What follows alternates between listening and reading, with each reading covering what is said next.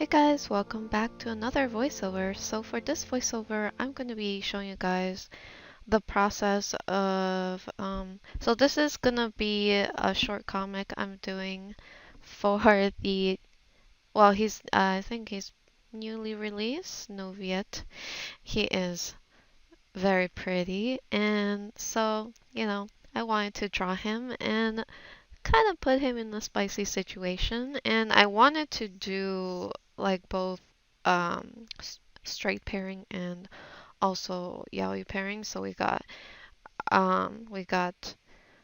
these two in the back. So the idea is kind of like a mirror reflection.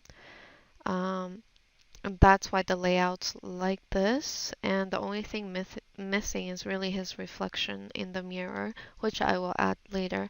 But this is what I have so far. I already spent uh, maybe like 2 hours on this. I can show you guys the time lapse.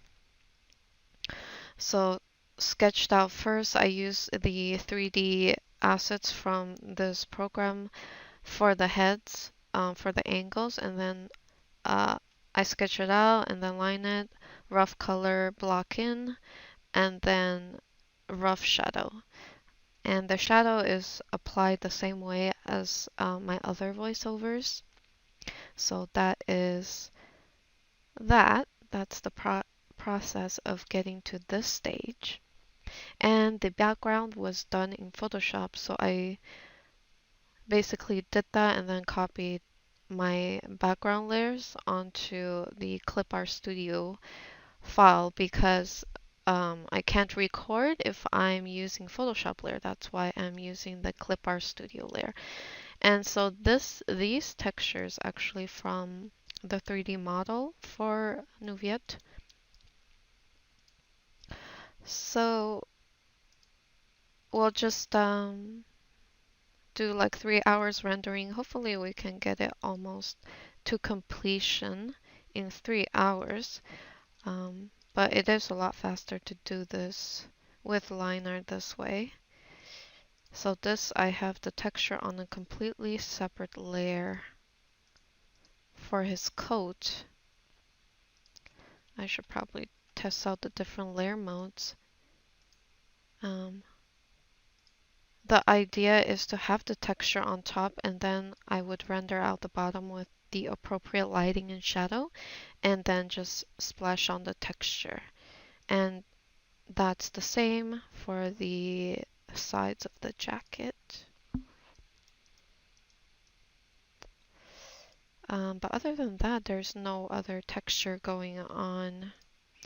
So after I apply all the shadow and lighting roughly onto each layer, we will basically just be going through each of the layers and rendering them out and stuff. So I have a little bit of a tail going on in the back, since he is like a hydro dragon. As for the tail,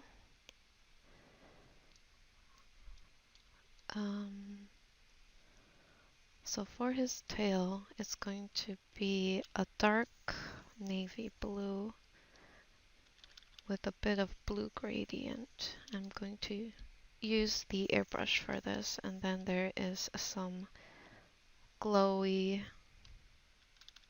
markings around the tail, just like the design for the Hydro Dragon. And then there would be some parts of the tail that has that bright color.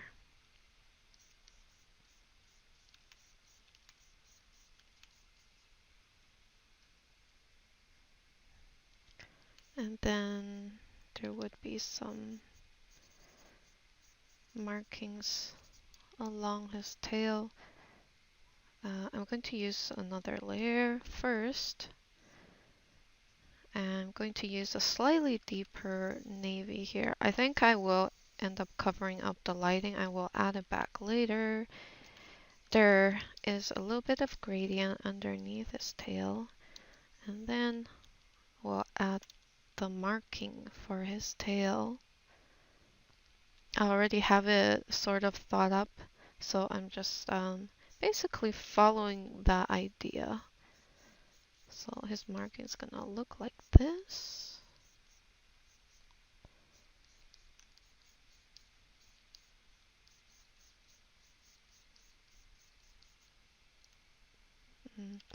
I think there needs to be a bit more repetition for it to. Yeah, I think I will redo this part.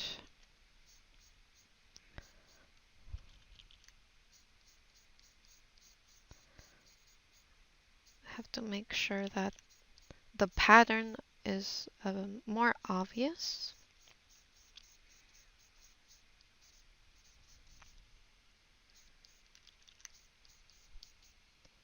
So let's do it like that, where the pattern is more visible and there is a symmetry. After that, we'll just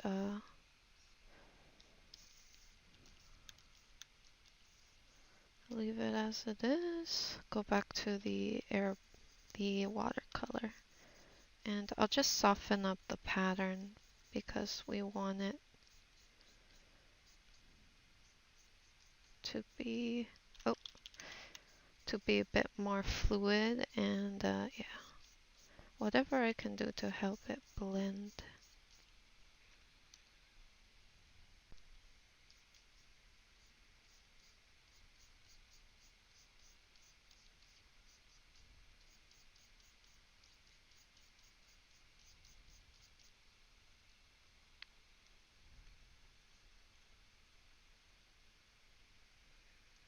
Go back.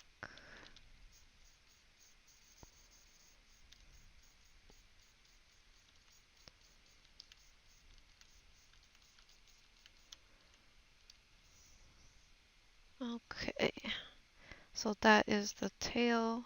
I'll just leave the glowy bits alone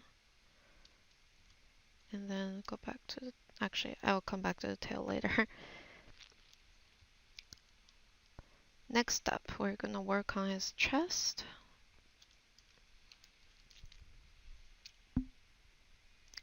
Using the watercolor, I'll just start blending it.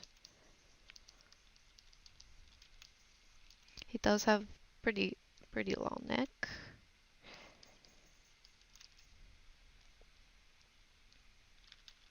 And his skin is supposed to be fair. So with fair skin, we'll go with more of like a pinkish, pinkish purplish tone.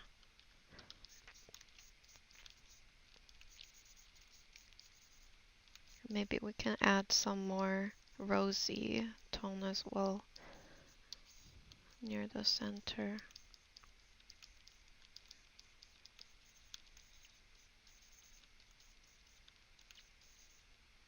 Grab a bit more pink, we'll put it on the chest. And go back into the line folder so that I can ease up on the color of the lines near his skin to match the skin color. Alright, let's move on to the jacket. I have to figure out which layer mode is the most optimal for what I want to achieve. So let's go with lighten, lower the opacity, remove the texture for now, and then we will do a quick blending of just what's underneath, which is the shadow and highlight.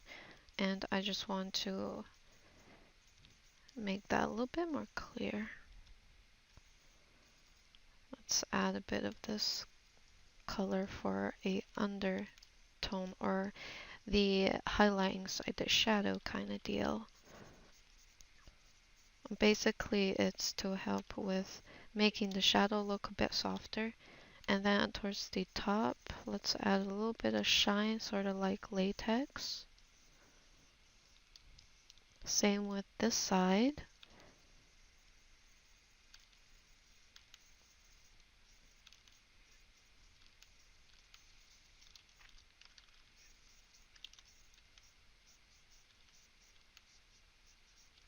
Let's add some sharp highlight to emphasize the fold.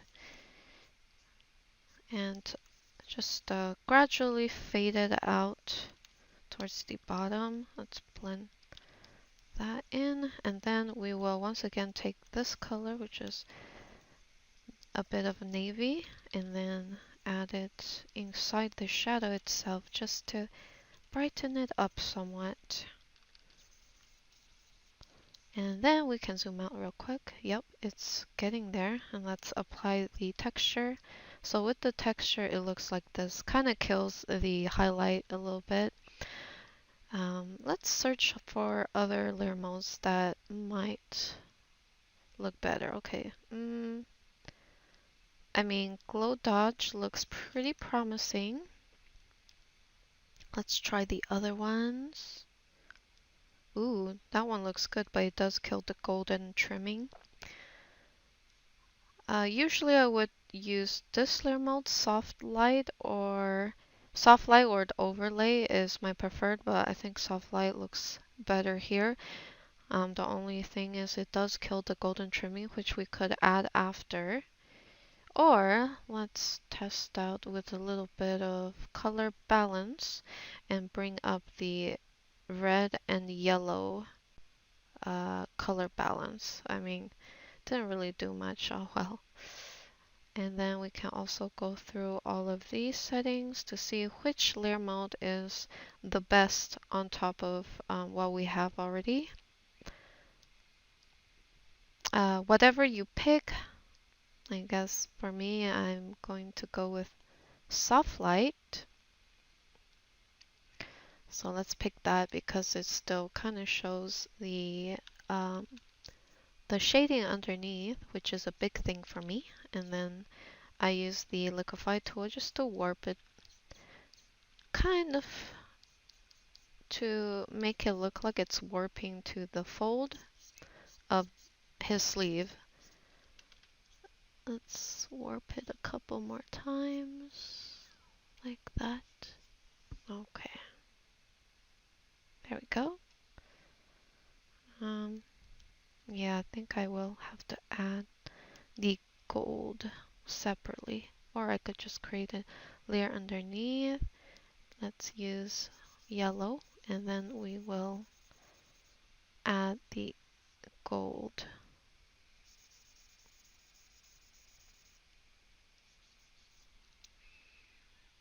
I'm going back to that reference. Okay. That gold is a little bit too yellow.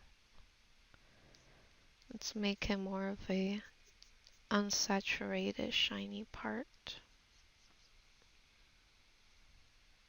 Okay, let's go with that. Alright, let's move on to the next thing, which is the shirt layer. So for the shirt, we'll roughly blend it.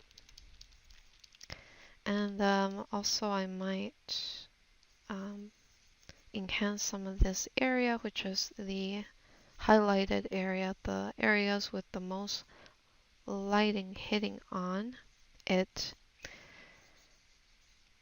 And we're going to make this area a little bit more of a warm tone, but we also want to increase the intensity. So enhance the intensity, color balance. We're going to go for more yellow and red. Lower the opacity because it does look like a bit too much, so I ease it out a bit. After that's done, I'm going back to blending this highlight into the shirt.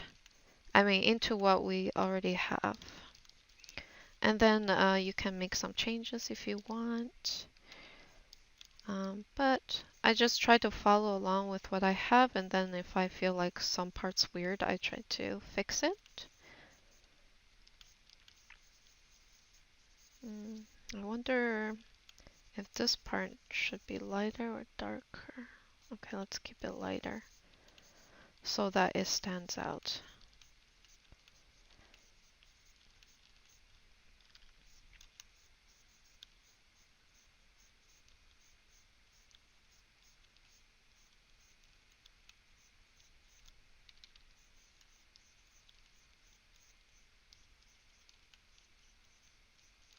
And then we will just continue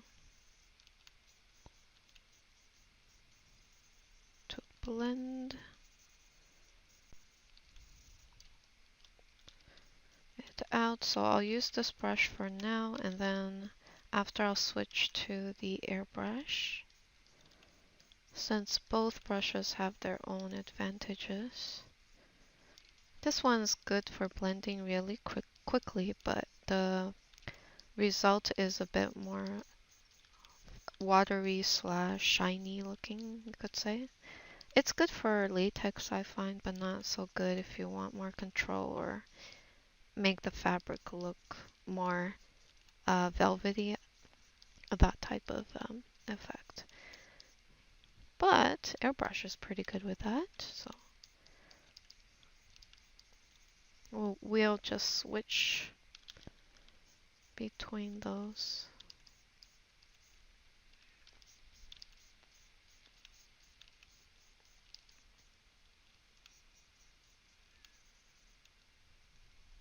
Oh, waiting for the program to back up.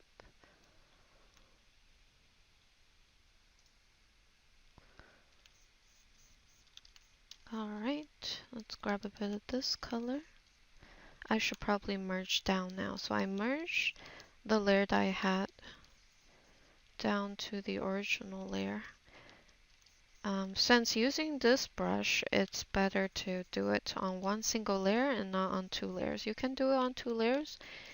It blends better on one single one though. Airbrush is obviously a bit more flexible, which you can keep layering on paintovers of airbrush without worrying about blending, because airbrush itself is, you know, not the best when it comes to like blending watery like this brush. It's definitely more solid. I don't know how to explain it, but yeah. Okay, I think that looks good, and I'll just kind of look at the small preview from time to time.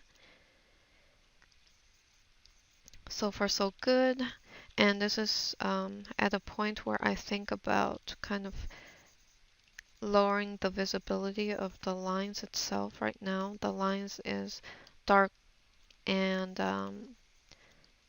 I prefer lines that are a little bit more subtle, so I'll just go into the line layer, use the airbrush, and let's kind of use a brighter or a lighter color for the lines of his shirt, which is white. So we'll just do this to make the lines appear less visible.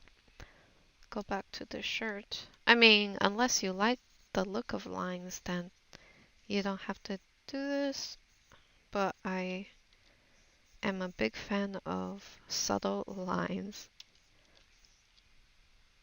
Okay, next, I'm selecting areas that could probably use just a bit more shadow.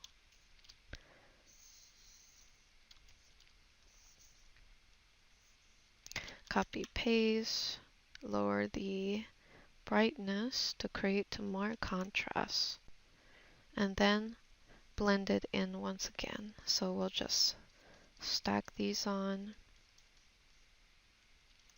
Although I guess, I'm not sure if I need the contrast here, but I'm going to make it happen. Yeah, some of the placement where I have the shadow doesn't look the best, so I'm going to remove it. Not everything I add on looks good or looks better, so I just have to pay attention to that fact.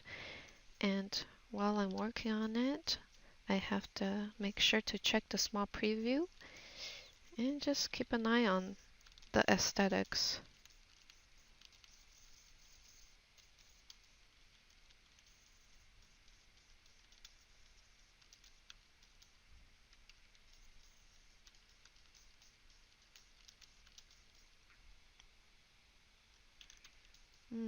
I do want to give him like a nice little indentation. I mean, little cleavage. uh, what's this? What? How do you say it? Protrusion. A little bit of cleavage protrusion. So in order to do that, we're gonna have a nice dip here, and then add some highlight, actually, some highlight to show off that rib cage area, to highlight the cleavage, I guess. Might be a bit much. I think I will tone it down. So yeah, I just test out the idea, and then take away, make it less prominent because it's might be a bit much.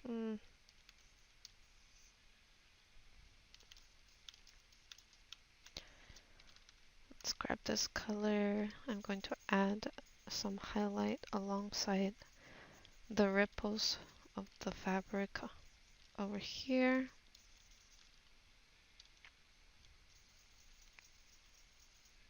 I'm testing out the limits of how much I can extend the highlight.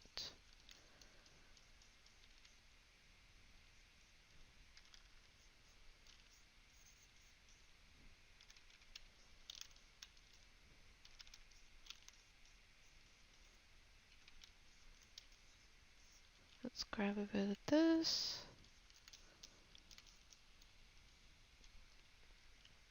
Go back to the water brush, blend it out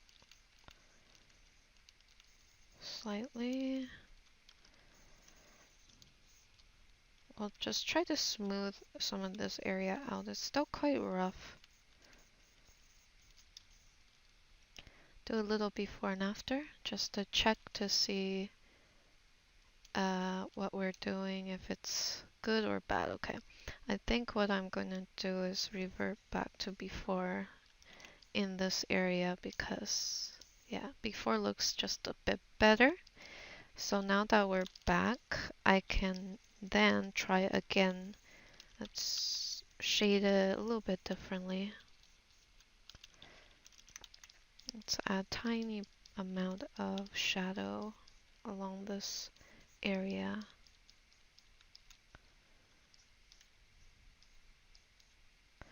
And we'll just highlight the rib cage very subtly.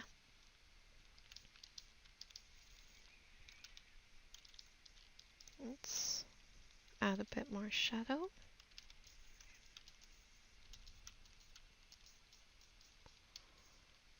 Same with here.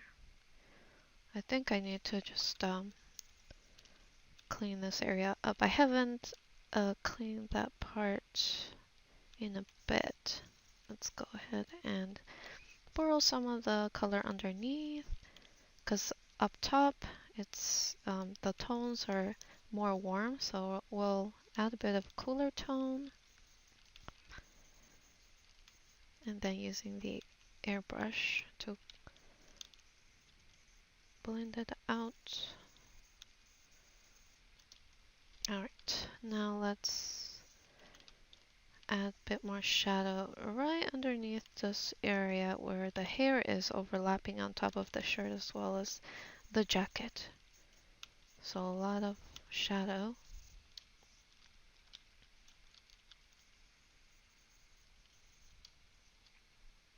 Do a little before and after once again. This part might be a bit too dark. Merge down. Let's use the airbrush. I'm going to add some warm tone for highlight using the lasso tool. I'm gonna be able to keep the silhouette clean. And I also want to bring the highlight up here. I have to clean this area up so that the lines don't show. Let's add a little bit of warmth there. And then on top here, let's grab a bit of this airbrush. Airbrush a bit of that slightly lighter tone underneath. Gives the fabric a thicker look.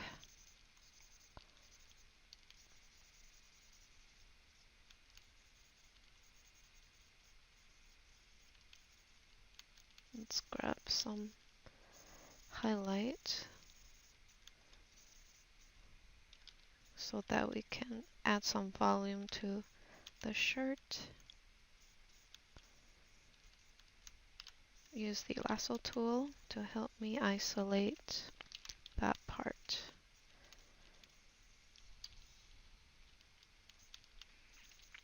Grab a bit of highlight and use the lasso tool to keep this part nice and clean. Grab this. I'm thinking about using an undertone. Let's try with a light blue undertone. Just trying to see if that works or not. Now let's use this color. Let's brush it lightly towards the bottom of the shadow, the shaded area of the shirt. Grab this again.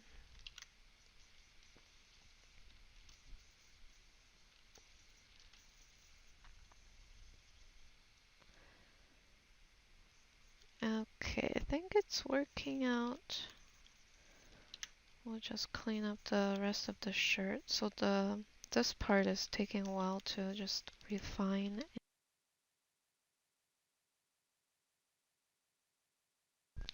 Render out because there's a lot of fold to this shirt. And since it's white, we have to make sure that the details look good. If this was like a black shirt, it would be a lot easier to hide the wrinkles and such, or it would be a lot easier to make them as well. Okay. Use a little bit of lasso tool so I can get a nice clean highlight right on the tip of that fold there. And we'll just keep rendering and enhancing some of these areas with the folds. Use the lasso tool. Grab a bit of this.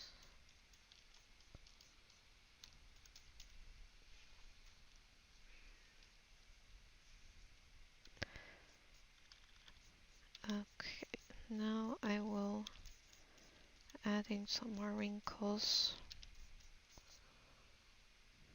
And then I'll try to blend it in because I'm looking at the small preview and it looks like it needs some more blue. Using the lasso tool once again.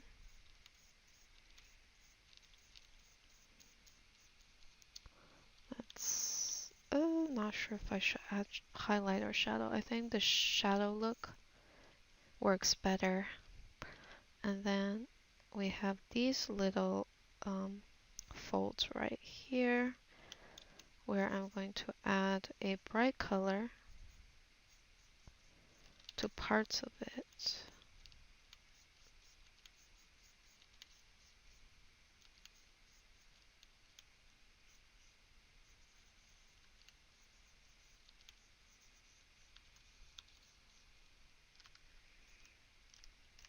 After that, let's go ahead and clean that up.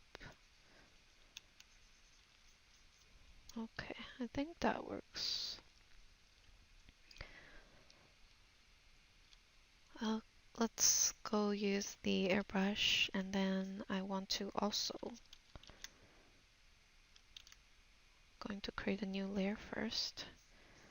Add the warm shade on the other side too.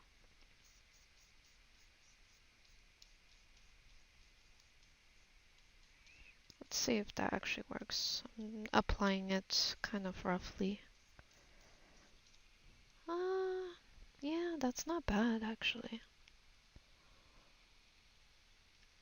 Let's leave that there for now. Actually, I can't help it. I just want to add some more shadow.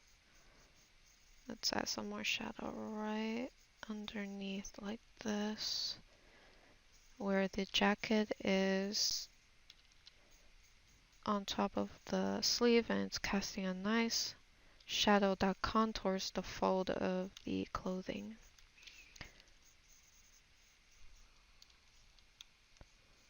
Bring it a little bit up.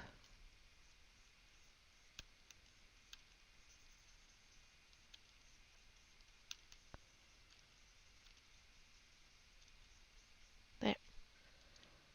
Let's go to the other side.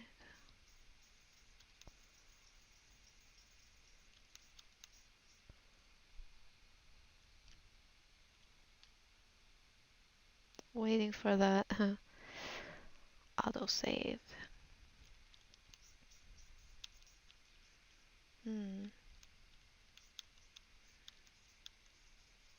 Not sure how I should render this part. Maybe I'll use the airbrush to just add a tiny amount.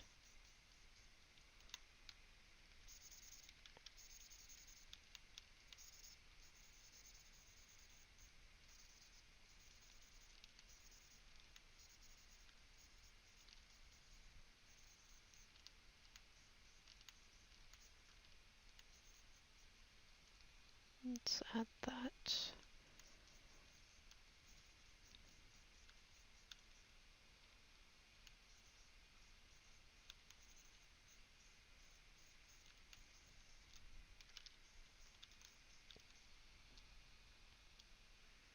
Okay, next up is the scarf. I'm using the airbrush for this. I'll just highlight the folds or the the little loop. Basically contour it with the shadow and then blending that out. Now I'll also switch to the airbrush to help me maintain some sharpness and make the blending process more clean. So I'll just render it out as it is. And I know that I'm kind of erasing some of the drop down shadow from the hair, which will be put back after.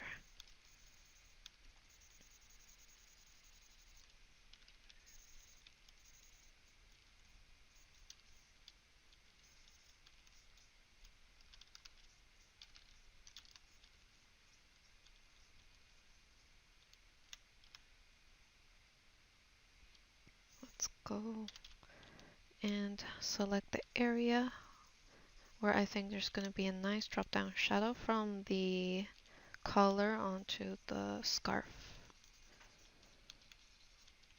Okay, and I'll just see from there. I'm looking at the small preview and I think it works. Just need to somewhat blend it out and make sure it's done cleanly. So I think this is a bit more rendered. We'll do, oh, Damn it, I forgot to do this on a separate layer so I can do like a before and after to see if the improvement was good or not, but that's okay. Go back to the shirt because after I rendered out the scarf, I can now have a slightly clearer view of what I can do to basically make the scarf look a bit more like laid on top of the shirt. So that is the goal.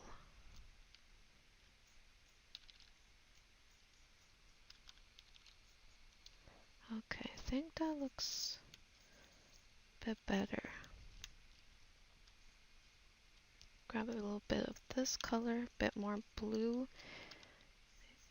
I think, yeah, I do need more blue on this side. Oh.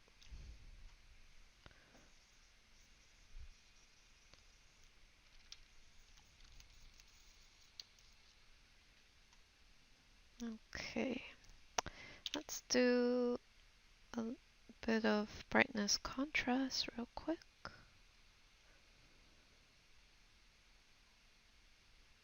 So the idea for this composition is to have both the travelers to be in the shadow a bit more than the main character, the main focus of this piece. So I'm testing out the amount of contrast I should have for the white shirt. I guess, okay, let's go with this for now.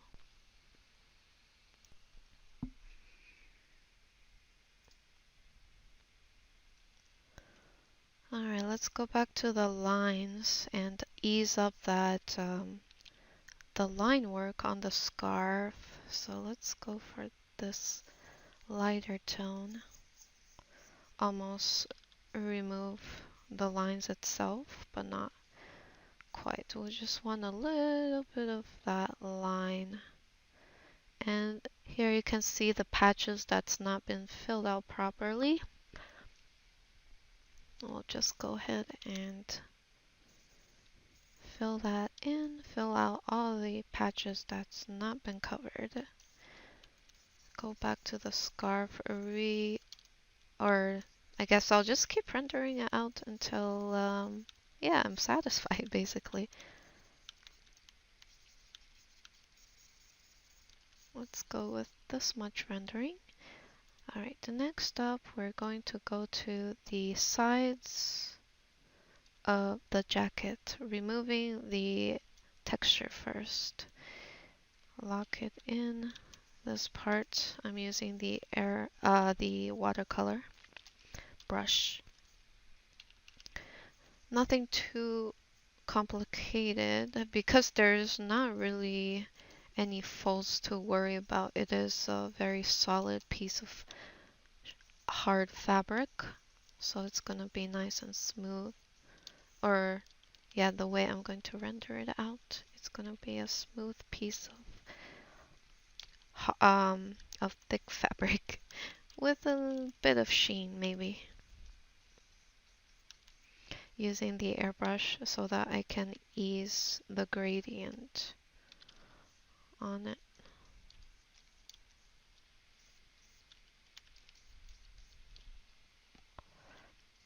Okay, next up, reapply the texture, and then I will test out the different layer modes that I can potentially use.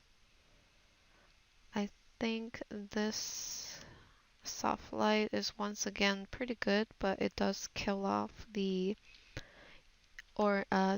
golden trim areas. So for that, I'm going to actually just quickly select the part of the texture that involves golden trim, and basically we'll, ooh, okay, this might work. Basically we copy that part and then pick a layer mode that works better, that might be able to show the gold more. So maybe we'll go with this. Now the only thing is In order to show the gold part, the shadow gets enveloped and it's not as visible.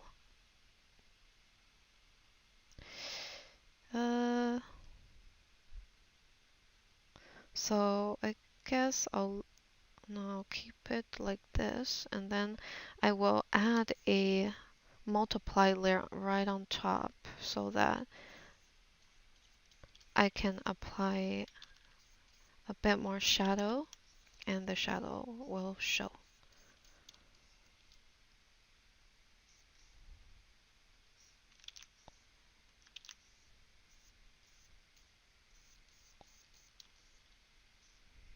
And let's go to this brush right here.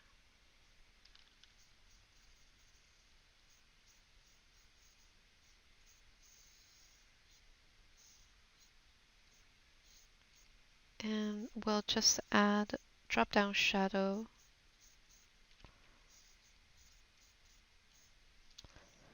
Drop down shadow of the hair casting shadow on the jacket. And after I'm done, I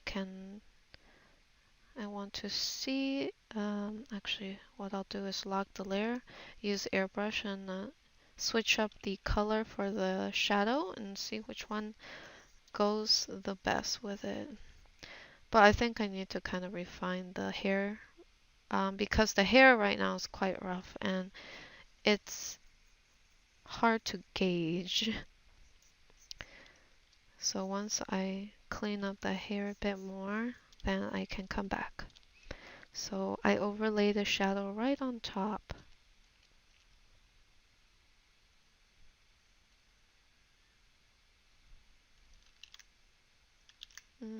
Okay.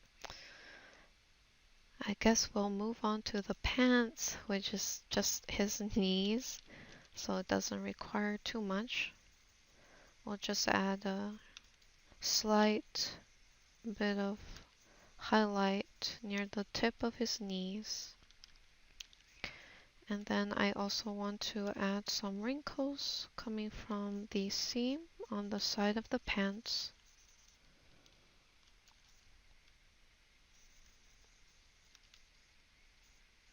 This should be good for now. We don't have to be too detailed, I guess. And then we have the glove. The glove will keep working with the watercolor brush and basically blend it in.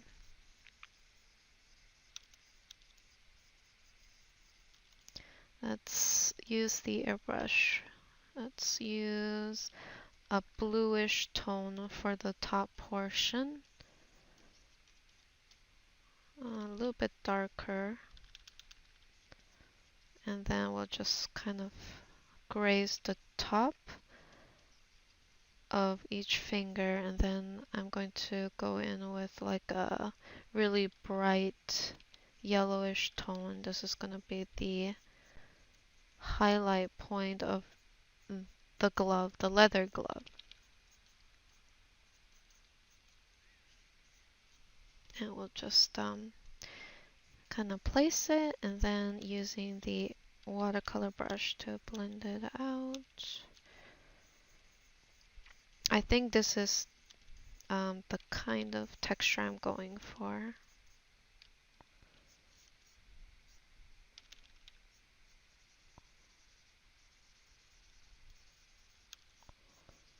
So we will just next blend the highlight down.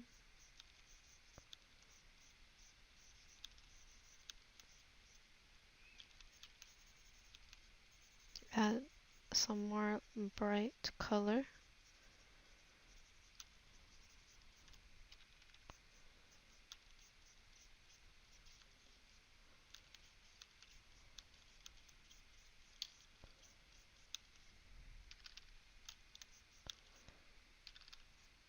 And then we'll add some wrinkles.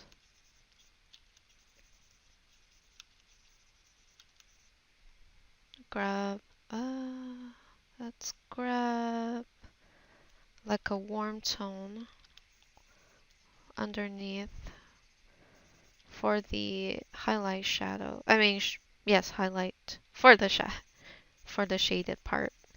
Shadow light for the shaded part. I'm using very contrasting tones. Um, Based on past references that I've used. So we'll just do this for now. And of course we can always change up the color later. So now I will add a even darker shade for shadow just to really emphasize the separation of the fingers. Let's use the lasso tool. And then we'll select all the areas where we think all the highlight will be, and then brightness contrast it up a lot. So now the glove has a leather-like quality to it. I can also kind of play around with the hue and saturation setting to change the color slightly to see if there's any better options. After that, we can roll with this. Maybe I'll make it a little bit darker.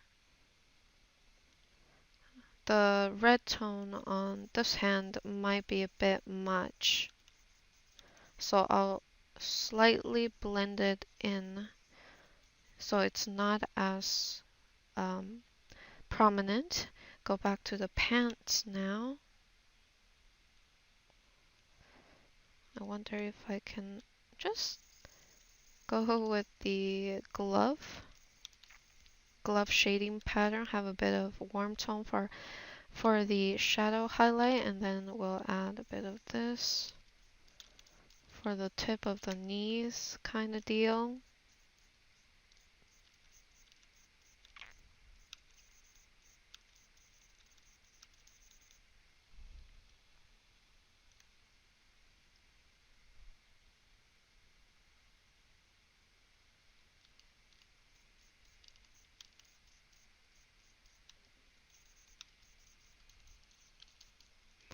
Alright, next is, I believe, the head now.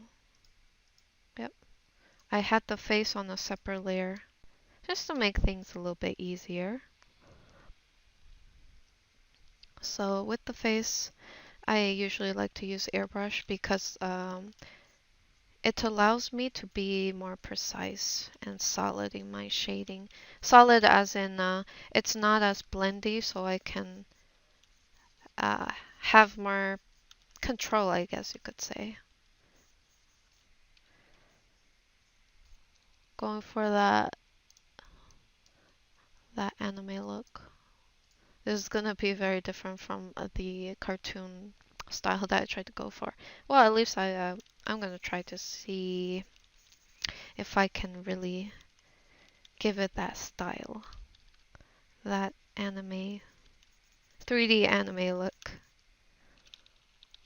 Which it's not like I'm new to it. I've done it before. But I really want to make sure his face is pretty and handsome at the same time.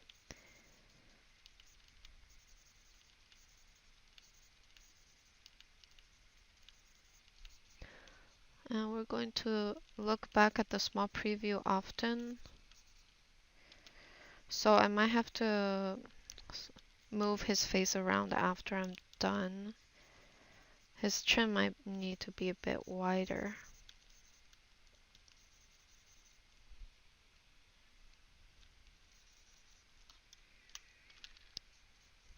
I'm going to use a warmer tone for the crease of his eyes.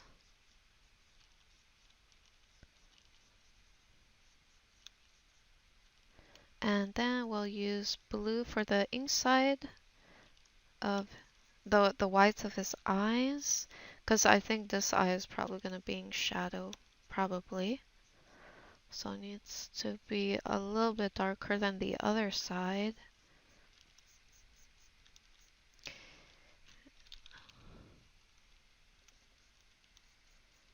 Maybe extend this highlight down.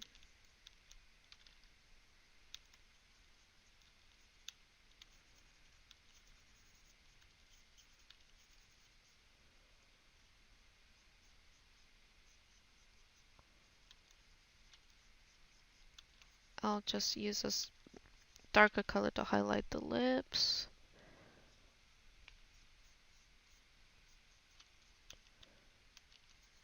Add a bit of shadow near the tip of his mouth. You'll see this in a lot of like photographs as well. Grab some more dark color just for the drop down shadow coming from his hair onto his forehead and cheek and stuff. And then as for this side, I will try to give a bit of volume to his nose, but I want to see if I can keep it, you know, that anime look. So sometimes you need to render less with noses for that look. So maybe I'll skip the rendering for his nose. And less cheek indentation as well. With comic style, we can definitely put that in though.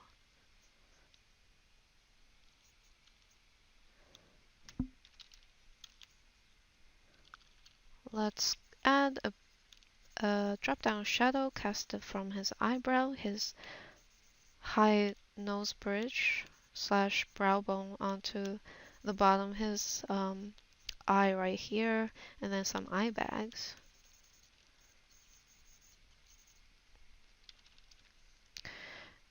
And then let's grab a bit of this color. We'll kind of color the forehead just a bit, add some shadow there.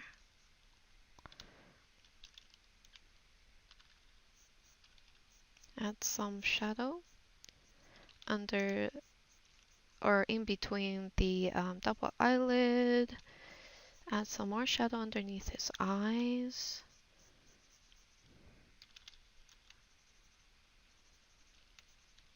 And then clean up his that eye there. Add some highlight on the high points of his cheekbone. Add some highlight towards the tip of his nose. And let me see. I'm going to darken his chin right here. So we can get like that plastic face look. But this is what we want because this looks more like the 3D anime look. So we'll just slowly test it out. I'm just testing out a few ways to render his face so it looks more like what I want it to. Okay, slowly but surely, you know. Lower the opacity. Let's add some highlight on the chin.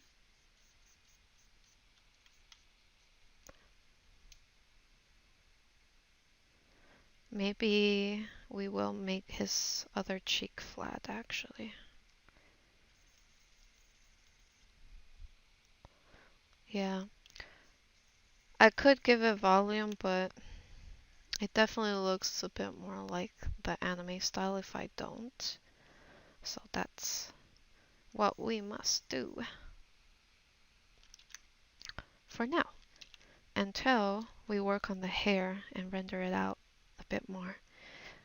But other than that, I'm going back to the lines for the face and easing up on how dark it is by just making it more bright.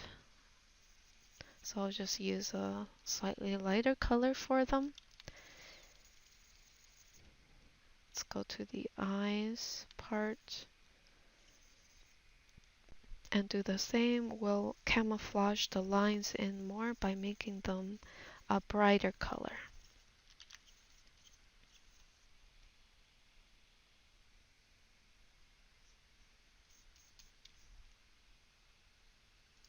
Okay, now we're going into the hair now.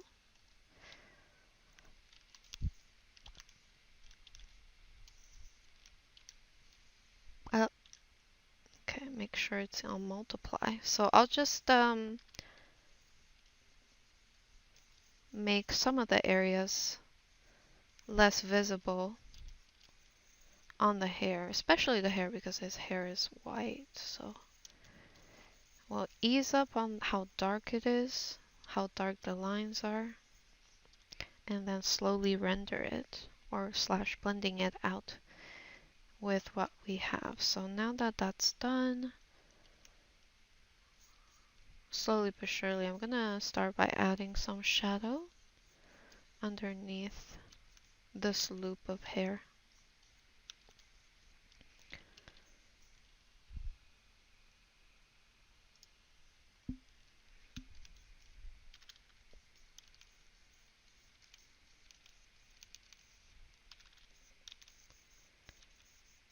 Okay, slowly but surely, blending it in one step at a time. Also, what I like to do is I like to take the eyes and basically move it onto the skin layer. So I like to merge the eyes and paint over them after.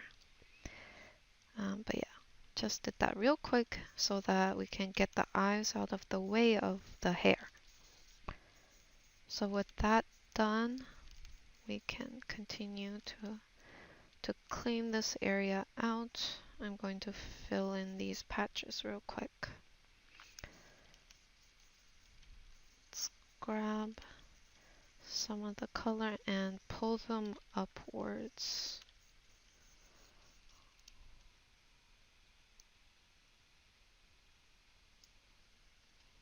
I'm just paying attention to the small preview here, so we can check it out as we work on it to make sure everything's good. So I think I'm going to leave this part kind of bright like that.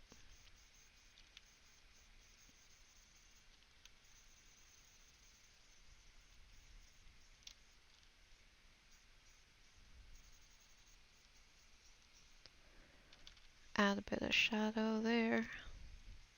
Near the ear part, we want to get a nice tucked in look from the hair tucked in behind his beautiful ears. Keep blending.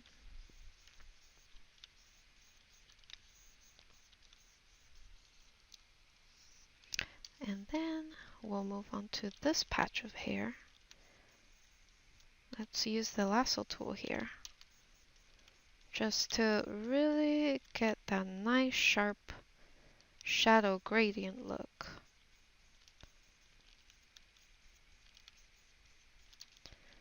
And then this hair will blend it in as if it's laying nicely on top of the jacket. Using the lasso tool once again because I want to get a nice clean, like very thin amount of shadow there.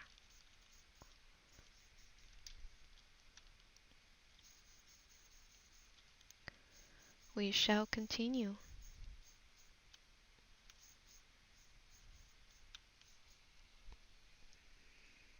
If we zoom out, the hair texture is starting to come out, which is good. Zooming in is another story. Now you can see all that messiness, if you will. Okay, we'll continue on this side. Using the airbrush this time, let's go ahead and render out the top portion of the hair. And of course I need to be using the lasso tool because otherwise you'll end up a bit messier. Let's use it here.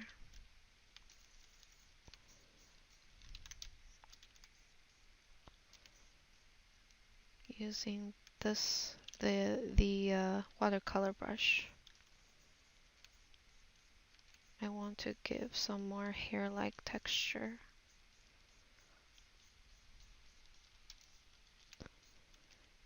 In some of these parts as well. Let's go down here now.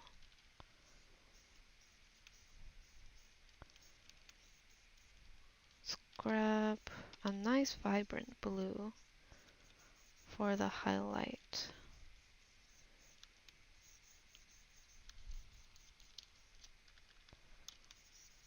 Bring it up.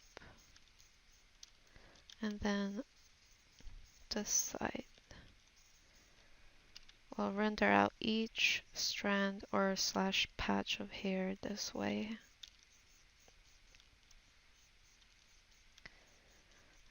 It's a little bit hard to control with the watercolor brush. Let's go ahead and use the lasso tool again for this very tiny piece.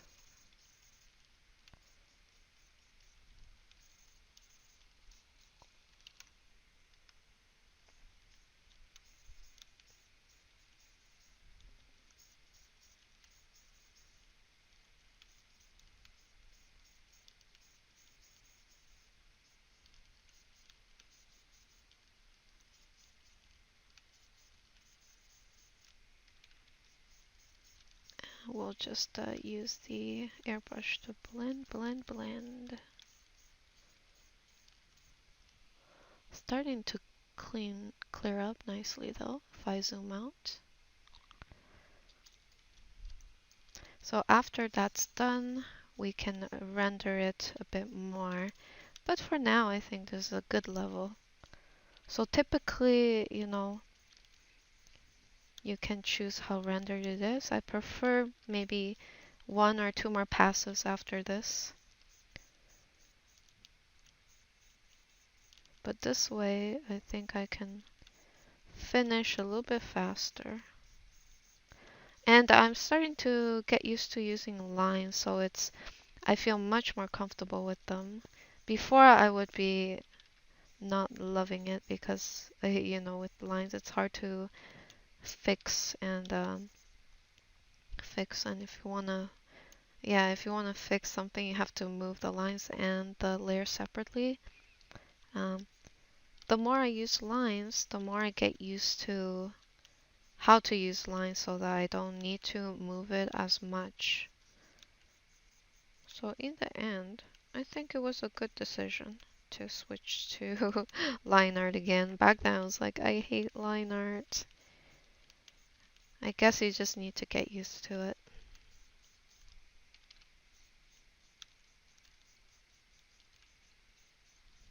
Okay, it's a little bit cleaner. So if we zoom out, the hair is definitely cleaner, and now it's easier for me to see what's going on down here. So now the next pass when I start rendering, I'll be able to maybe adjust the shirt more to the hair. Alright, so my rendering pass for Nuviet is done. Let's move on to these two. So I did put them separately so I can remove them if I want to. But yeah, I'm trying to do those, you know, like multiple choice comics just to make things a little bit interactive. So there's 2 of them. So you can take your pick. Who do you want to pick to pair with this beautiful man? Alright, I guess we'll start with Lumin. So we'll start off with with her skin layer. Using the lasso tool, I want to enhance the side highlight. I don't think I will kind of work on her too much because I want to render out Nuviet a bit more. I want to make sure he's the focus, so we'll just do uh, be a bit rough with the blending. We'll do a good job. I'll do a minimum job, yes, minimum job of blending her with the best tool that I can pick. Maybe it won't be that noticeable at the end because this brush is quite good at blending. But that is my intention, to not spend too much time on her.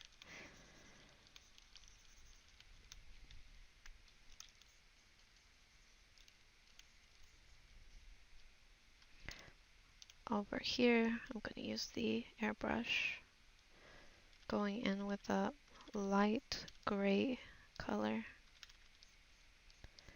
and also adding that color on her finger. Damn, I made her finger so thin. I will fix that later. But honestly, it doesn't look half bad from far. So I might leave it, but if you zoom in, you'll see her fingers are so thin.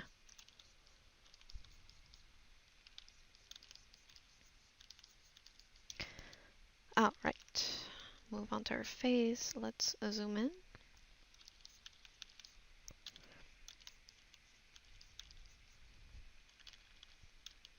Grab a bit of rosy color. Change the inside of her eyes or enhancing it. Let's use a slightly warmer tone for her eyelid crease. Otherwise, we'll just try to blend everything in. For the nose, I'll try to refine it with highlight towards the side. Use a little bit of shadow for her nostrils.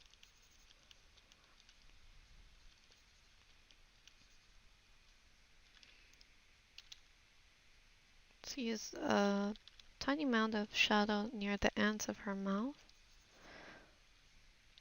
So the idea is make her look a little bit more bashful. And then, yeah, like this maybe? Meh.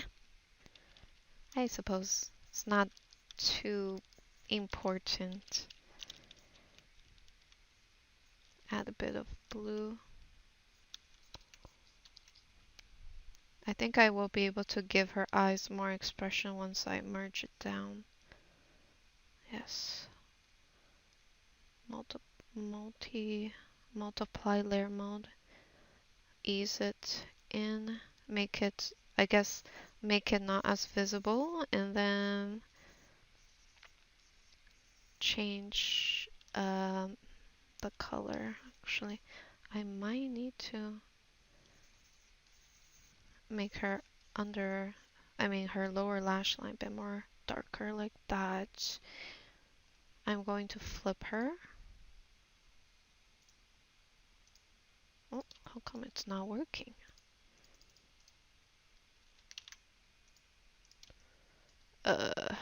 What's happening? Oh, that's why.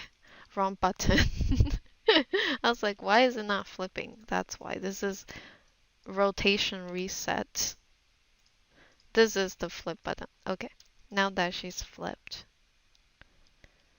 it's going to make it a little bit easier. So, I should probably be flipping a bit more often so I can see if there's anything too weird going on. Since flipping is a good way to catch those weird areas that you miss.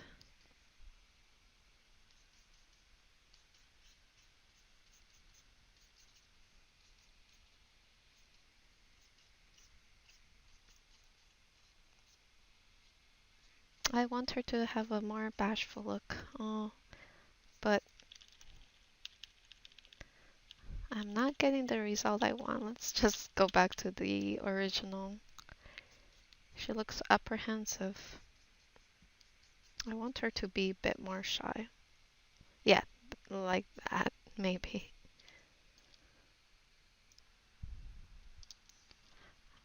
Let's zoom in. Hmm.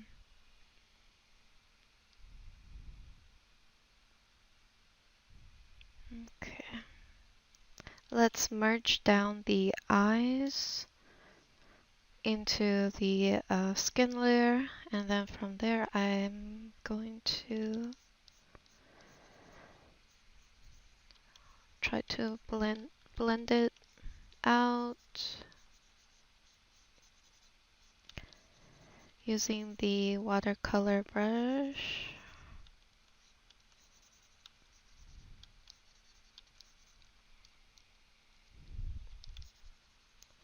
As for the nose, I'm going to go back using the airbrush for the nose.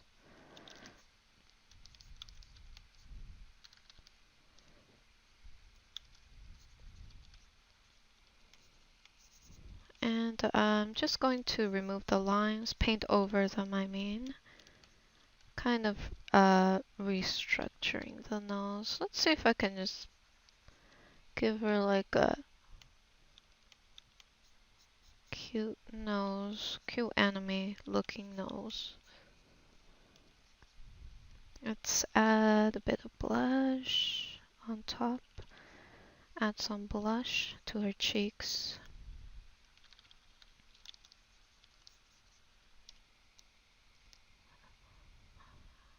And I would like to move her pupils.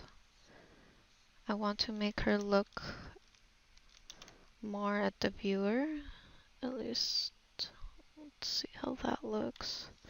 I'm going to, actually I plan to move her face around to adjust it, because although it looks fine, I find it slightly off balance.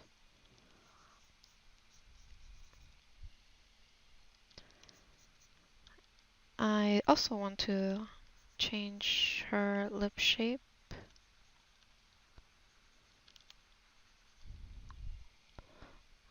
Let's use the airbrush once again for more precision. I'm going to use a cool tone on the inside of her mouth for her teeth. I want to give her like a curled up slightly lip shape. I know for more of an anime look, um, the lips tend to run a little thin on top, and then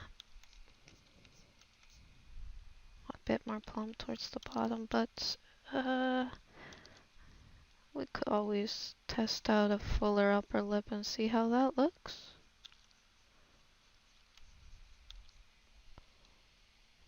Eh. Actually, it doesn't, might not fit, but I want to try something else. So let's give her chin a bit more shadow.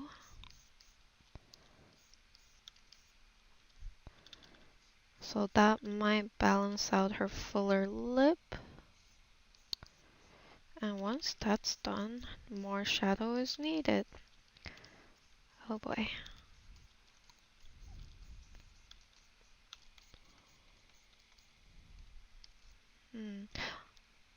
Now that I've added a bit more shadow, I'm getting the feeling that her neck is a bit too thick. I want her neck to be more snatched slash thinner. So we can first try out the shadow. Usually by adding shadow, then you can slim down the character. Let's add some shadow to her hair. especially this area. So once that's done, her neck is starting to snatch up or get a bit more thinner.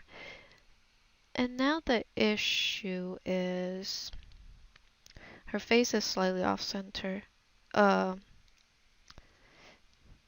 or I'm just seeing things. Either way, we are going to move things around. I kind of feel in my bones like something's off here. So usually when that happens, I'll just try to move things around the best that I can. I'm going to push in her neck, thin it out. Let's see how that looks. It does make her look more feminine, which is what I want.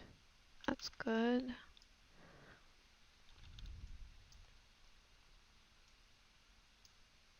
Every time I draw Lumine, she is slightly different. Since the last time I drew her, I was using mainly Photoshop, so the rendering style might be a little bit different. Okay, now that I moved her head a little bit, I'm looking at the small preview and basically seeing how that change looks. And then I do a little before and after. You can see the change. So by doing this, it end up removing some of the lighting difference. Let's do that. I'm gonna keep that side, keep the light on that side, merge down, and then I have to work on the hair a bit because the hair has a lot of things to balance out on her face. And you know, one of the reasons maybe why I feel like her face is off center might be the hair. So I'll work on it, and then if I can't shake this feeling that her face is off balance, then we will move her face around. And even if it's not off balance, you can still move the face around because sometimes you might find some good angles. Accidental angles, unintentional angles. I'm going to select a pinkier beige, light beige, grayish color and put it inside the shadow of the hair.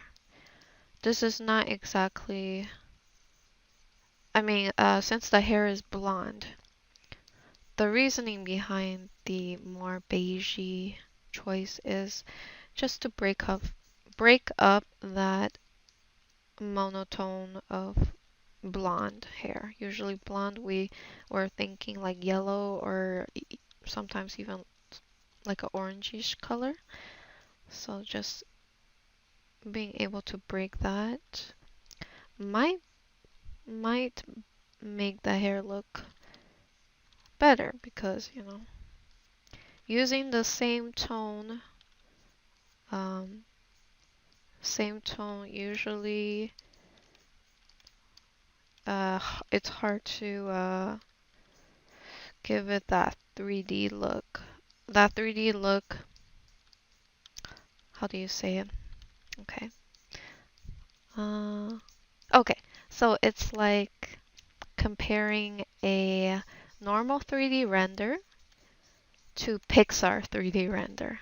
With Pixar's 3D render, their color choices are very dynamic because of the fact that, you know, even if the object is one color, that object still has multiple tones in it. So the perfect combination, in my opinion, is to have both warm and cool tones in the shading, no matter what you're painting. That's just the best combination, but you know, there are cases where it doesn't look good. But usually I find just having a little bit of color dynamic or slight different tone when you color or render, it really helps and makes things look softer and more refined, and even sometimes more 3D like. So that's what I aim to do when I render stuff and or color, because I really like that Pixar rendering style. I have used a lot of those references in the past, and I really like it. And even in like those 3D movies that I watch, have that type of colors in the character, like the Mario movie. That movie was full of really nice renders, 3D renders. Actually, Spider-Verse too. They have really nice color schemes, and I think it's pretty good to take a look for studying purposes for the colors. And you'll see that a lot of the rendering has cool tone and warm tone rendering for the characters. Um, like I think Gwen's spider suit, the white parts of her spider suit. In some of the scenes, you'll see like nice yellow slash purple shading. The yellow would be the highlight, and the purple would be the shadow. And so those two are two wildly different um, colors, but they work together because of cool slash warm tone combination. And also, they just work. Some combination work better than others, and sometimes you just have to memorize them, really.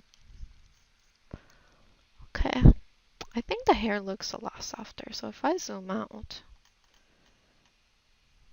it's coming together. Now that the hair is a bit more 3D, you could say, we could try to render out her face a bit more. So for the top of her forehead, we are going to go with a slightly cooler tone. And we will use cool tone towards the upper area of her face. That's the um, the pattern we're going to use. Well, sometimes it doesn't always look good, so we have to also kind of gauge that. Sometimes it works, sometimes it doesn't. You have to give it a try. But it's always a good combination to try out whenever, you never know. Let's add some shadow inside her eyes.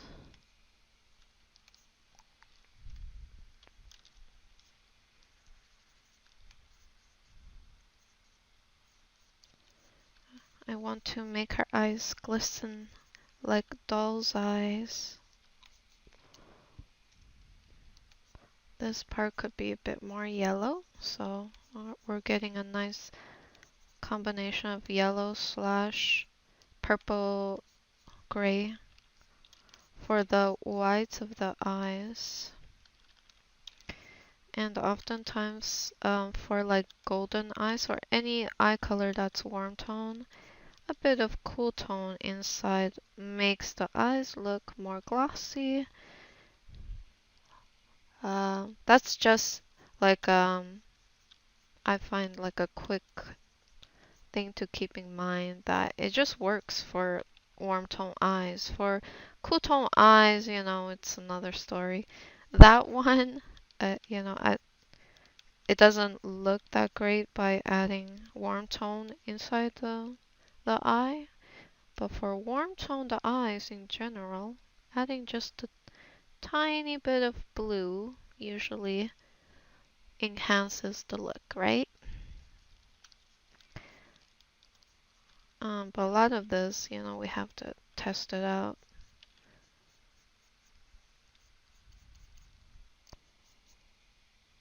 Since, the rules doesn't always work for all occasions, but it might, so that's why we try it out.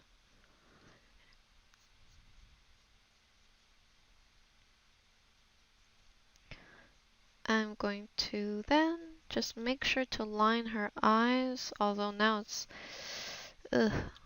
not looking as anime as much anymore, so we might tone this down.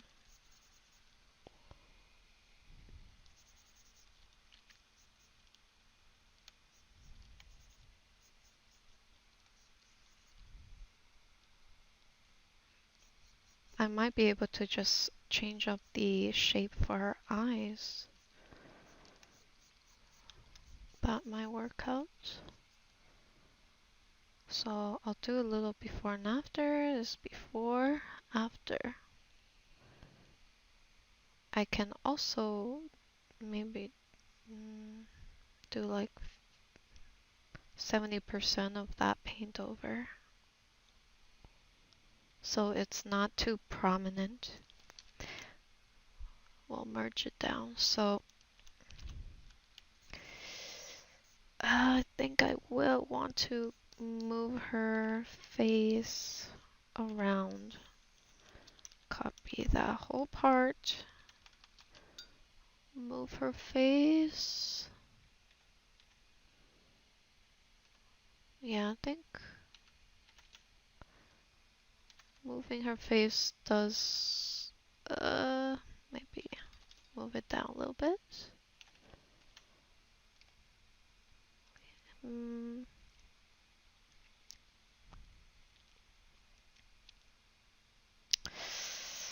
Okay, let's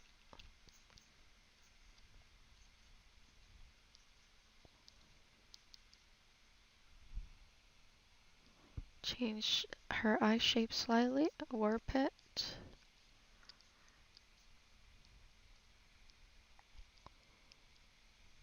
And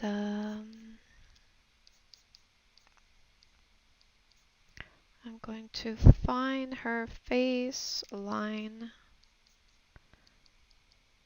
Okay. That should do it. Alright, let's do it like this. I'm going to also remove or minimize the appearance of her ear line. Ooh. Where is her hair? There it is. Nope, that's not it. This one. Okay. I'm also going to minimize the appearance of the line for her hair right in that direction, and also her jawline around this area.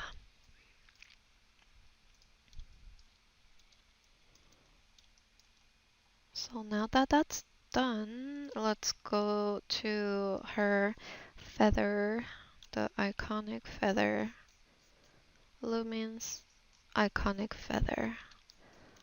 A swish of the airbrush should be enough. After all, I don't want to be spending too much time on that. Let's blend the flower, or using the airbrush, we will do a minimal job on the flower.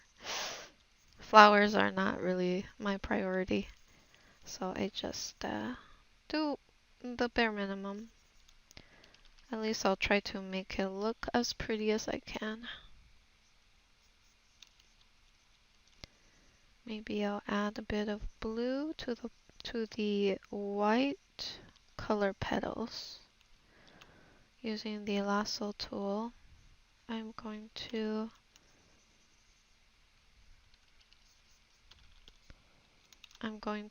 just isolate some of the petals and make it more sharp.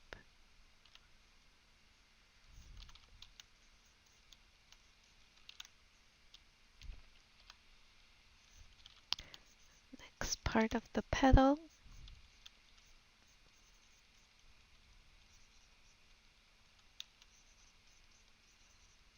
There we go.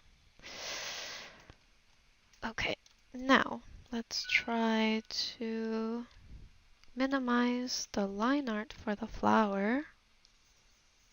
Oh, yeah. Yeah, that's maybe a little bit darker. Why is it behaving like that? Wait. Okay, never mind. Nobody will be paying too much attention to the flower, right? At least I don't think so. But they will pay attention to the hair. I do want to minimize the appearance of the line for some of this area. Let's go into multiply.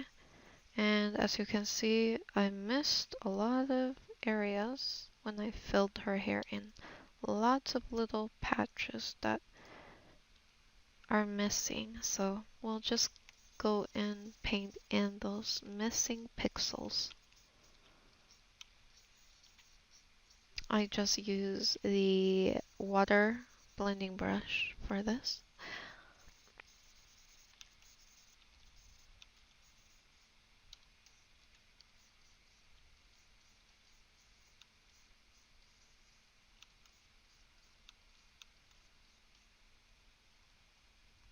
Zoom out. It's getting there. I like to zoom out just to see how it's going.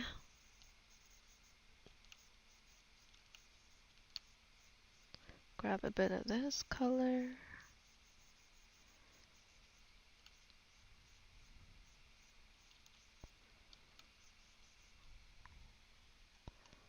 Alright, next up is her dress slash clothing.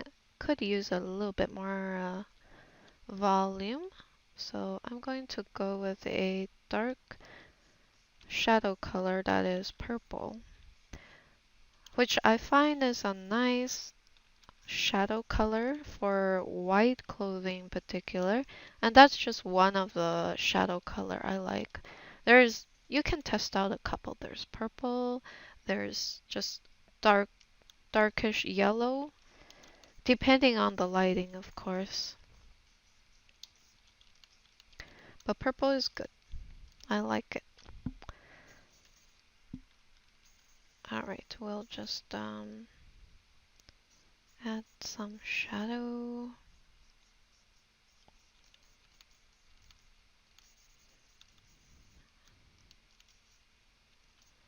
And as for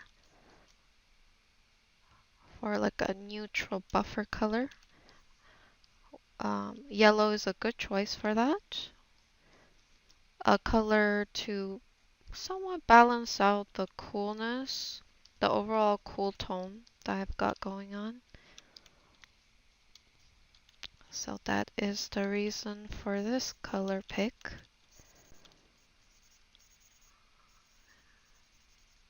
So white clothing colors that could work, could be almost anything really. And a good reference to look at would be Spider-Gwen's outfit in the movie. I see a lot of like blues, a lot of purples and yellows, and purple. Yellow, purple, and blue. Okay, so as you can see, it's a little bit more softer and more balanced, I find, in terms of color.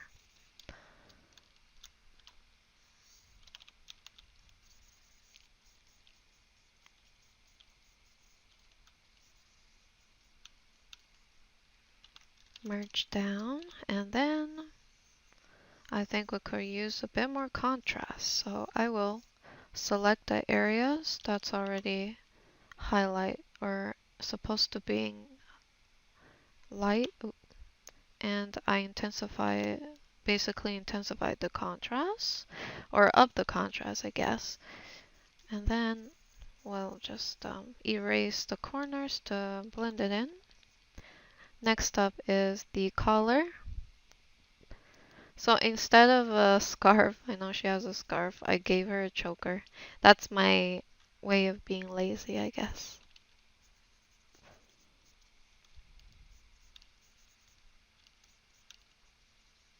Add a bit of yellow to the black seam.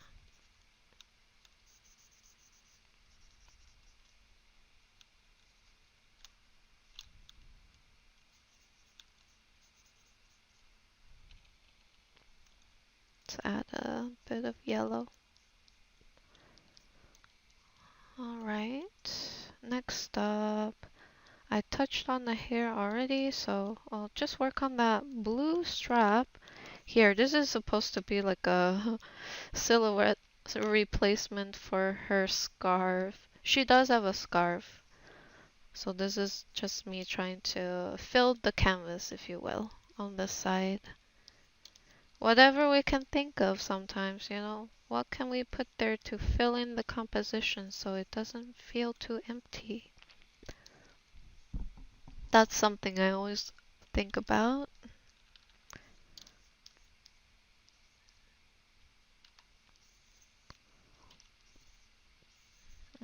Okay, let me highlight the top, make it bright. And I believe for now Lumine is more or less finished rendering. The first pass rendering is done for her. I think uh her her fingers are so thin. Oh, let's go find her finger. There it is. Let's use this tool.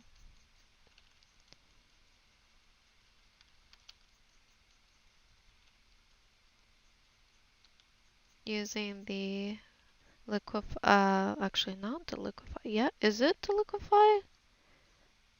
Yes, I guess. So I'll just move her finger lines, or let's just make her fingers a little thicker. Doesn't need to be too thick. That should do it for Lumine. Time for her counterpart right here. Going for that cute little, cute look. Oh, okay. So let's start off with the face. Actually, you know what? I am actually curious. You know what? Let's copy Lumine's face and then use her face as a texture. Maybe that will help me save some time. So I'll just copy her face.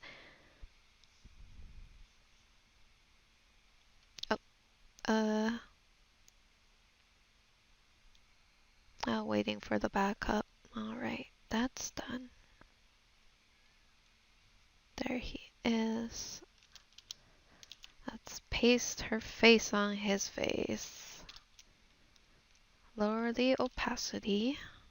And we'll just warp it as best as, actually, you know what, before I do that, I have to first grab the eyes and put it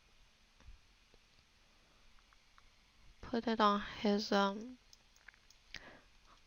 the color layer, and then bring up the face texture from Loom,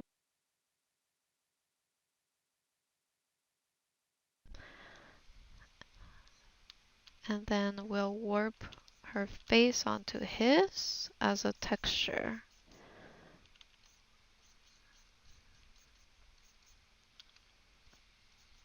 And of course for the lips,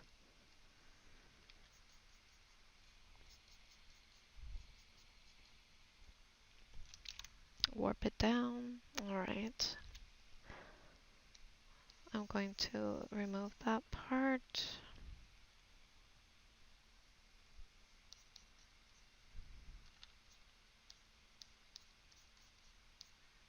I'll try to warp the eyes more to the shape of his face. Okay. And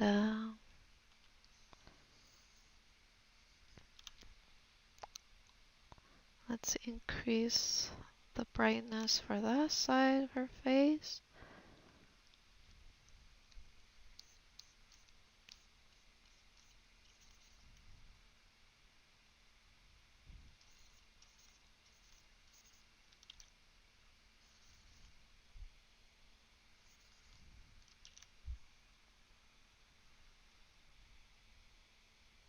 Looks a little too delicate for his face, even though he's a pretty cute type of face. Mm.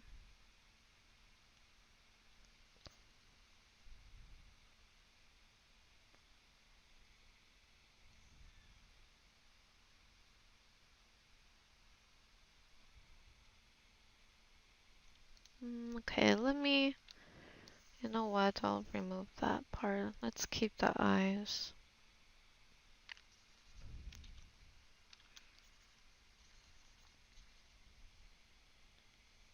Let's go with that. And then merge down, merge down. Actually, no, I'll merge down. So everything's one layer now. Create a new layer. Let's use the airbrush to sculpt out his face a bit more because it's rough, that's why.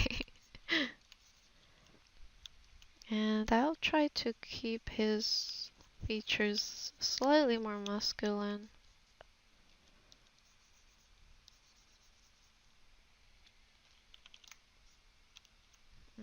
Go back to the airbrush, or not the airbrush, the watercolor, so that I can blend in that double eyelid of his. So maybe I'll avoid giving him eyelashes. Maybe that's why he's looking a little too feminine for my liking. Yeah.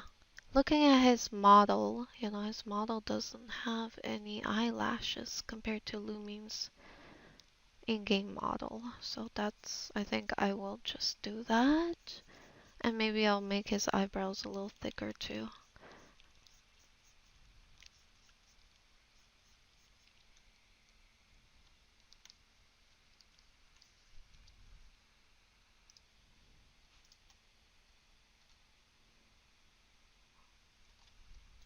Alright. Create a new layer one more time. And then we'll start by refining some of these areas. Add some shadow near the hairline. That's going to be the drop down shadow of the hair on his skin, his face. And we'll just blend this area out. So let's use I don't know, what is this color? How do you categorize this? It's like a grayish, reddish brown. What is that? What would you guys call that color? Is there like a more precise word for it? But yes, that is the color we're gonna use for the shadow, especially for the face, and the shadow needs to be applied very delicately, especially for the more anime style, because we want to kind of give volume, but at the same time not put too much detail in that volume.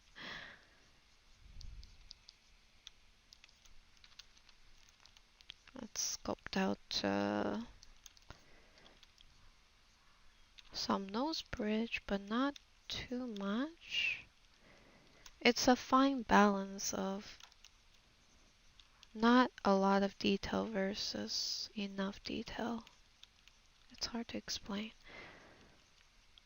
But if this was like a comic style, I could probably be painting a proper nose right now with the nostrils and stuff. But this one is challenging already. It's starting to not look anime anymore.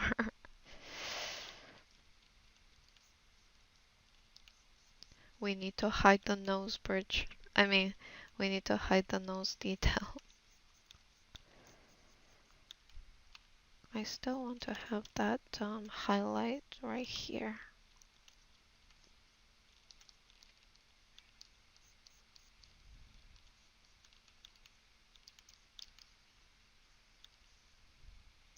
Let's grab the highlight, shadow once again, add some shadow near the scarf area.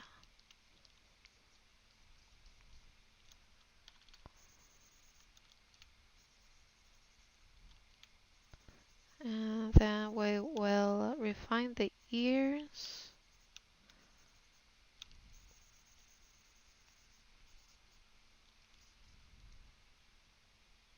Do a little before and after just to see if what we did was a good idea or not. I think it's good. It makes him look a bit more boyish. A bit more masculine, I mean. I'm going to erase that and merge down, and then make his nostrils even smaller.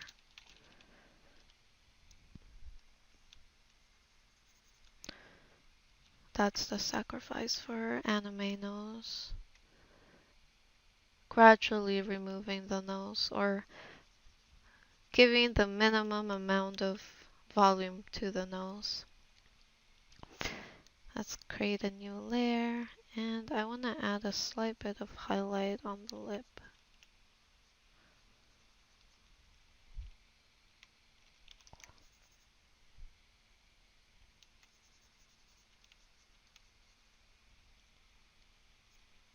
Let's add some blue in the whites of the eyes.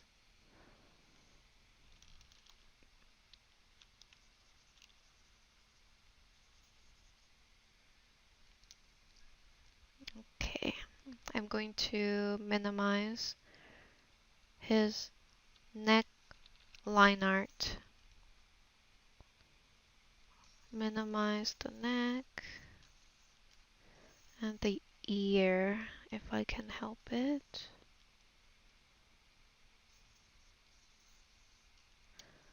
And then I'll also do that to the hair. Minimize parts of the hair. I'm going to keep the lines that's surrounding the hair, but I want to minimize the inside of the hair. Okay, now that that's done, we will go, what's this? Okay, that's that. Merge down. Let's go to the hair. We're going to work on making the hair fluffy looking. So using the airbrush, I'm going to just start out with a bit of highlight and just basically cleaning up some of the areas by refining the silhouette more.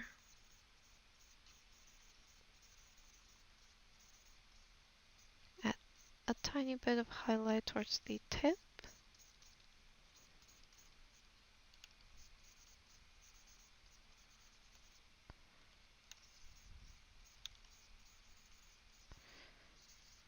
Okay. Yeah, that looks a bit better. So in general, I refined it a little bit and added some more details. Some of the color kind of went outside the lines. Alright. Now that that's done, we have to go back in, create a new layer, clip down. I'm going to go with more of a reddish gray color for shadow, and we are going to use that to contour the edge of the hair so it won't look as flat as it does. Adds more volume, and adds more thickness to the hair. And same goes for clothing actually. So increasing the thickness makes it softer looking and make it a bit more 3D as well. And if we zoom out, you'll kind of start to feel that a little bit. And of course, we zoom in, you can see all that fluffy unrefinedness.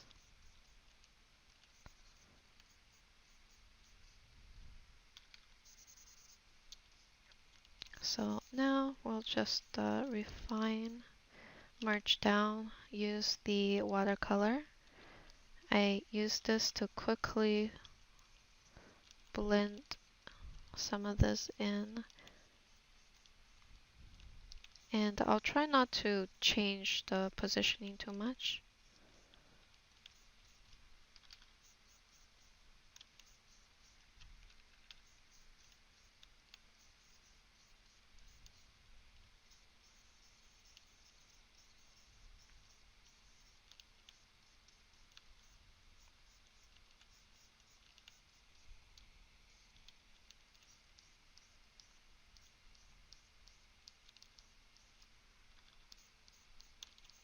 Let's go ahead, bring that shadow against the hair.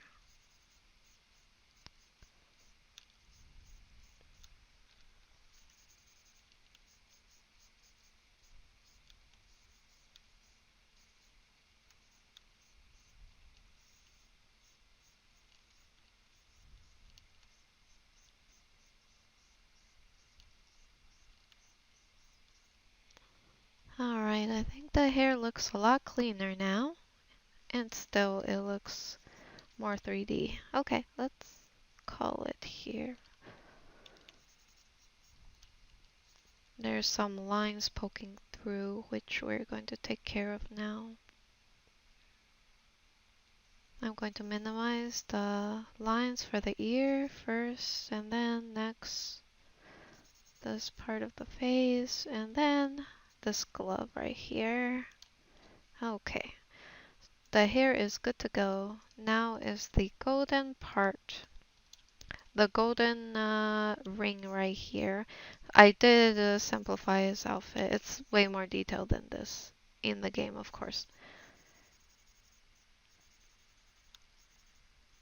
So let's go ahead and add a little bit of highlight, and then we'll go in with a slightly darker shadow, darker color for shadow, I mean. And we'll just add it to the edge gently. So for anything gold, really, I like to kind of test things out a bit. Okay, right now it's looking kind of not that great. Maybe I need to add a bit more shadow to some of the areas. So let's add shadow in that area.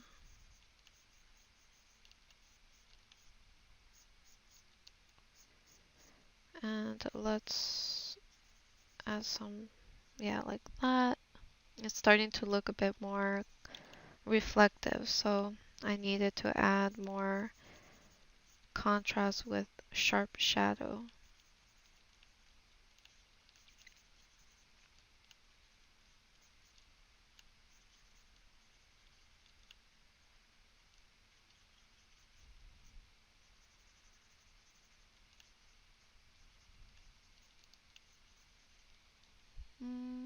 Yeah, it looks a little better. I'm going to switch to airbrush.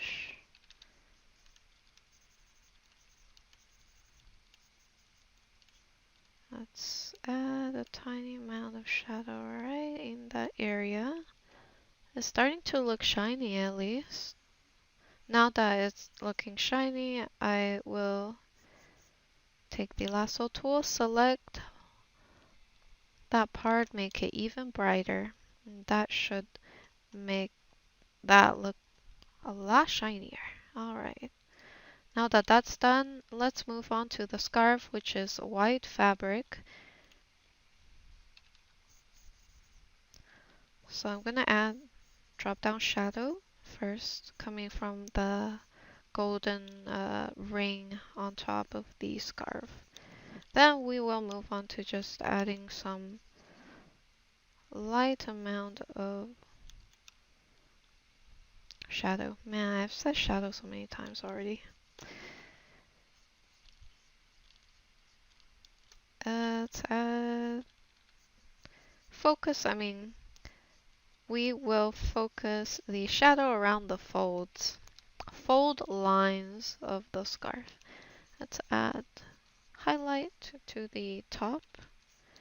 And again, if I do this, it's going to make the fabric look thick, and we want thick fabric.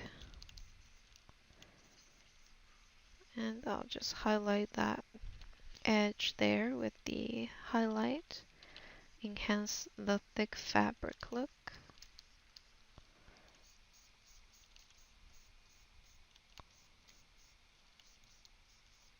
Add some fold right here.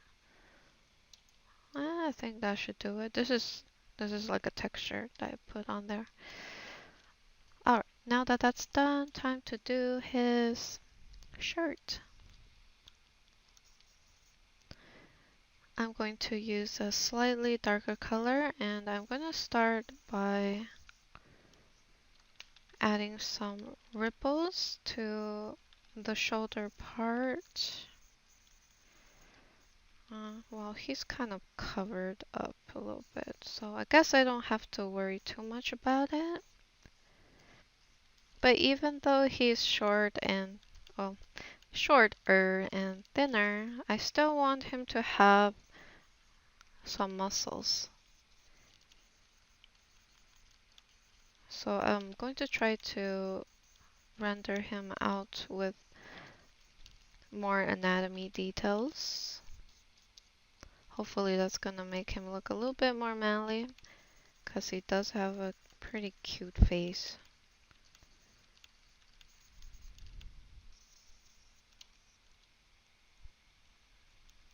As for his glove, it's like a leatherish texture, so we will go with a slightly darker color, followed by some blue, reflective blue from the environment.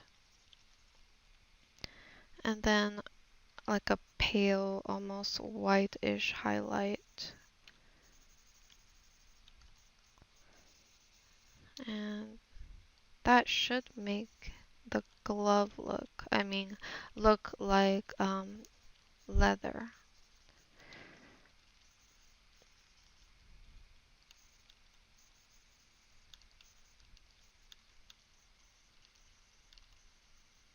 Let's go back to the airbrush. I'm going to graze the shirt with blue towards the top.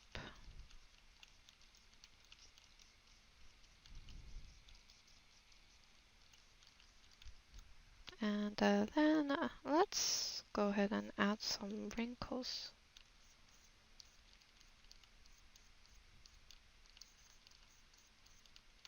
Wrinkles on his shirt.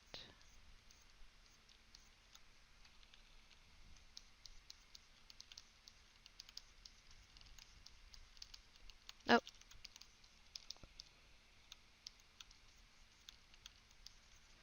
It's hard to see the details really. What this needs is some intense highlight, so we will select the top of his shoulder and a little bit on here and here. Copy and then intensify or brighten. So that is gonna be the highlight area, and I made it a bit more obvious so that, we have something to look at. Sorry, not to look at, for the shirt for the overall darker shirt to have, uh, how do I put it? It just looks better.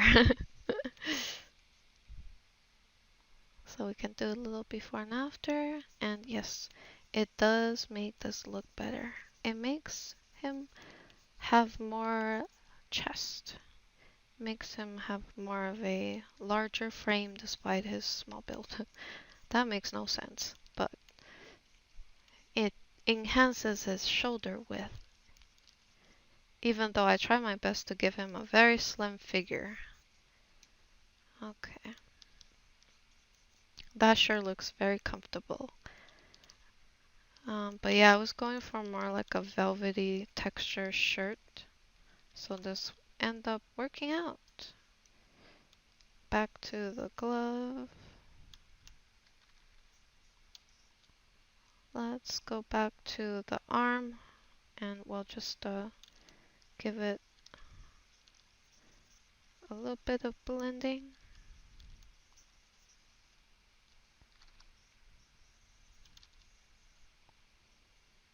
Need some shadow to really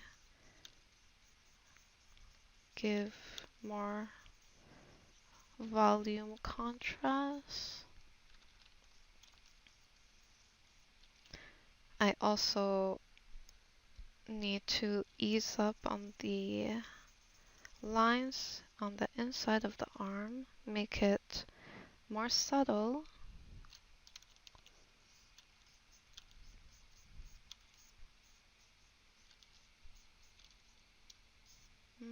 Maybe it should be a bit brighter.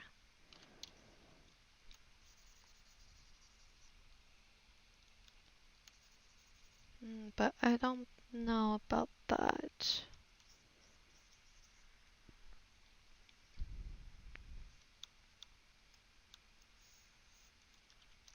Let's use the airbrush here.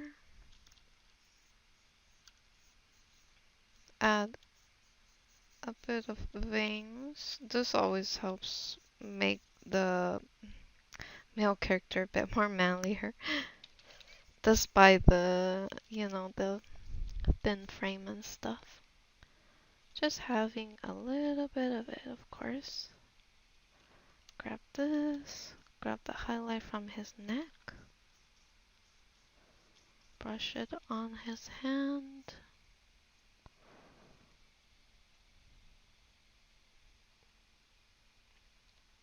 Okay, I think that's good for now.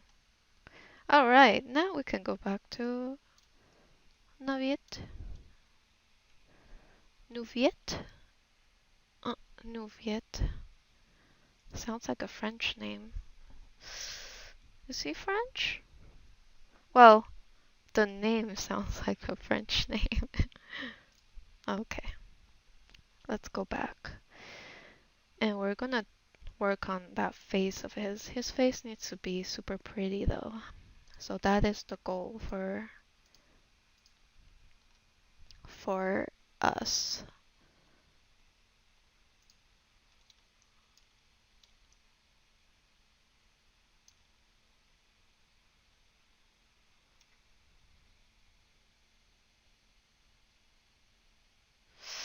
I'm just thinking, okay, I'm gonna have to move his face around to make it less small. But let's at least incorporate the lines first. So I'm going to blend in those lines or soften them up with the airbrush. Oh, sorry, not airbrush, the watercolor brush.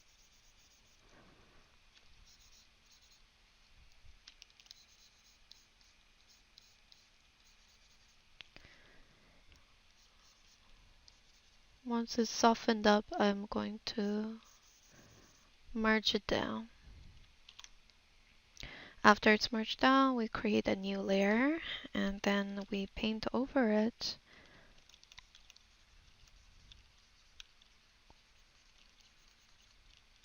So I just have to be careful to not render too much or render in a way to minimize the facial details because we want that anime look.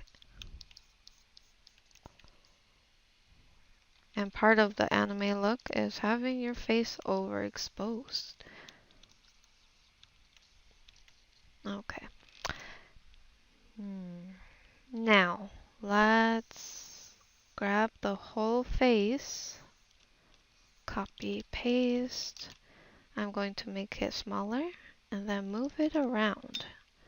Time to move the face around. And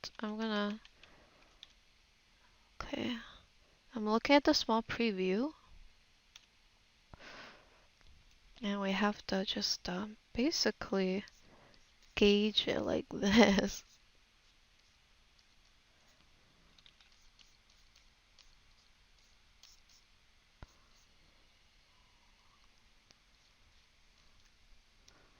We must give him a slightly more masculine face, but still make him pretty. That could be difficult and still maintain that aesthetic, you know.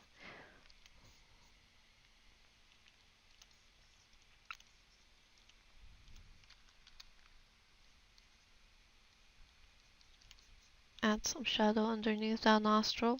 Every little detail, the lack of detail counts because this could turn very easily into a more 3D looking face. Sometimes it's really hard to paint a more anime looking face, at least for me. There's always that awkward, off-putting detail.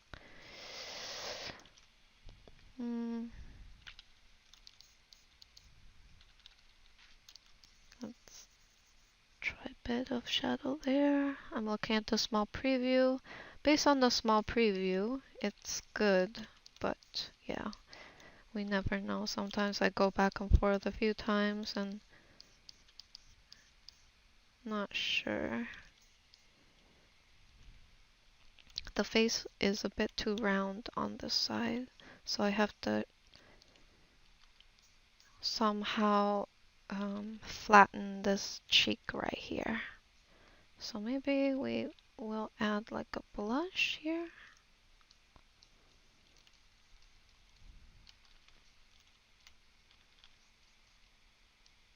Let's add a bit of shadow on his eyebrow bone. Ooh, that looks a bit too sharp. Okay, nope.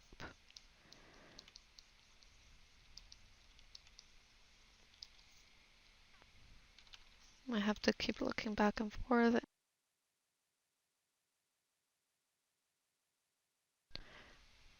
And also, oh, back up. Also, I think I might have to move his eyes up as well. Since I resized and made his face a little smaller, his forehead needs a bit of coverage. So we will pull his face up like this. If only plastic surgery was this easy. But yeah, pulling up his face, elongating it. Yeah, that looks a lot better. Before, after. It's more proportionate as well, I think.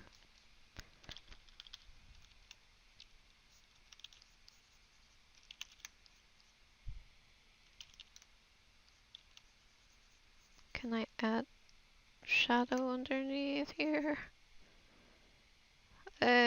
Questionable.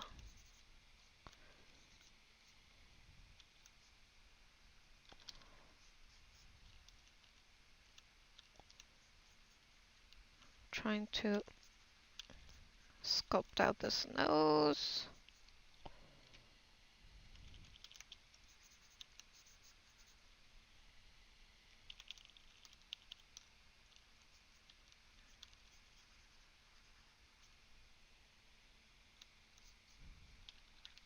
Trying very hard to keep that Genshin 3D look.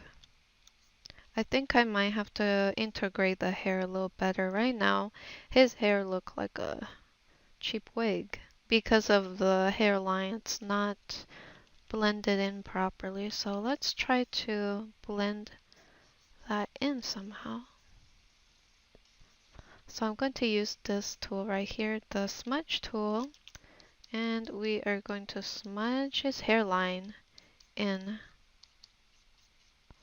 And also I'm going to go into the lines for the hair and minimize the hair lines, especially around his scalp area.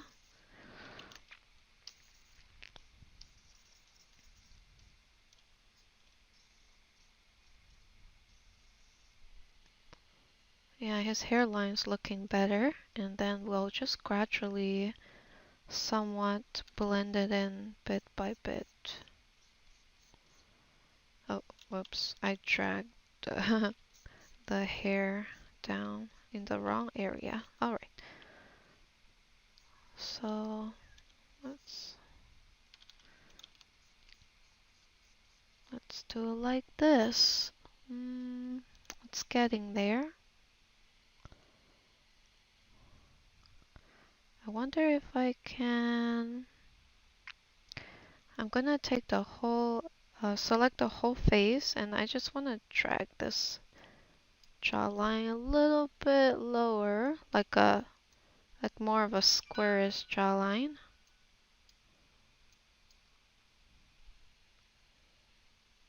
And maybe make his chin just a little bit wider.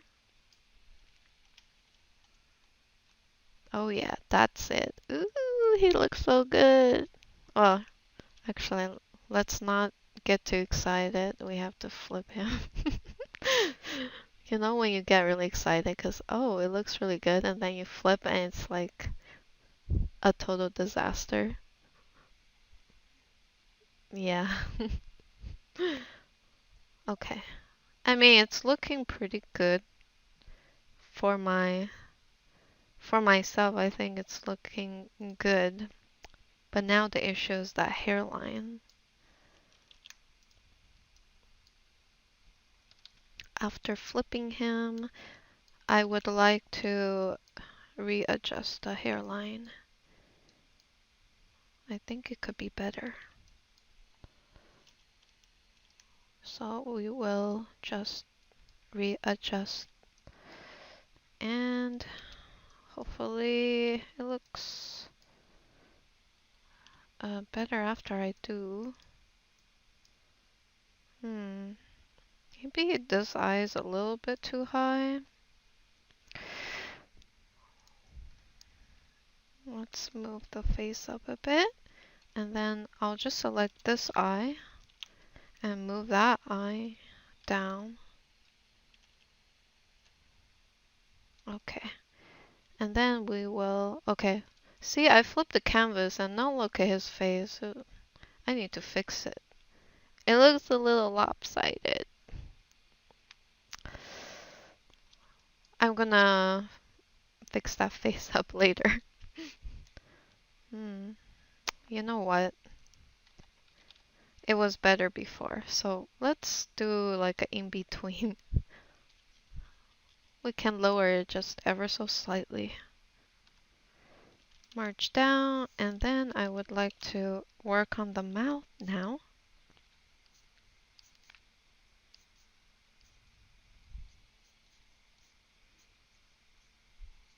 Let's give him the Asian doll mouth.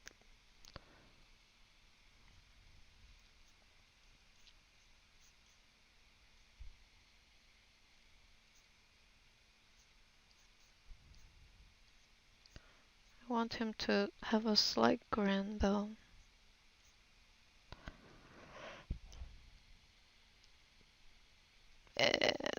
pinched. Okay, let's do a 50% in between of the new and the old. Okay.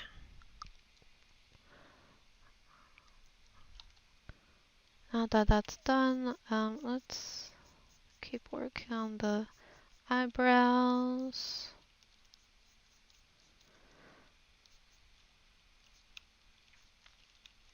Let's give him some blue for the inside of his eyes. The whites of his eyes, I mean.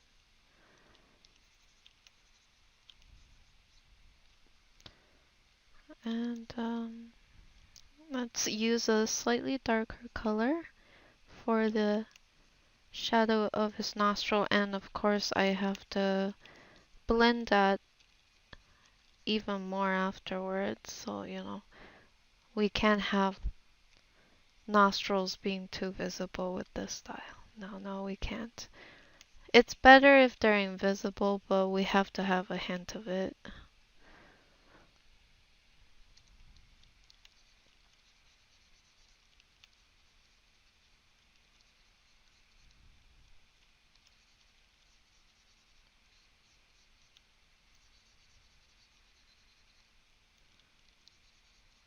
And yeah, I think that's fine.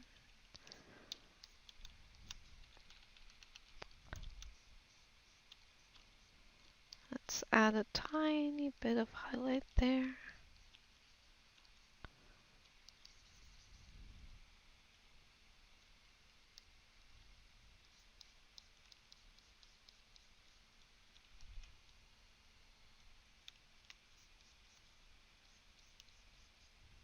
Let's grab this color. Highlight his jawline.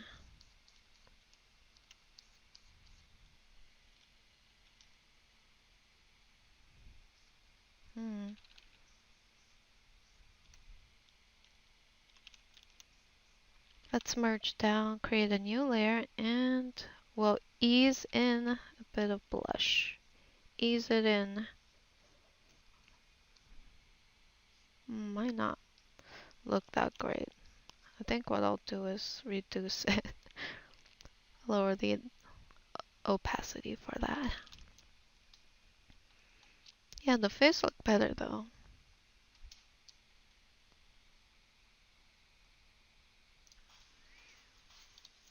Now that we worked on the face, we're going to go back to the body. So, first thing we're going to work on is the torso, especially the neck. I'm gonna try to see if I can somewhat render out the neck a little better. Right now it's looking like tree trunk, and we don't want that. We want to make it look a bit more neck-like. So I'm gonna see if I can give it some curvier shape. Let's also use a slightly darker color.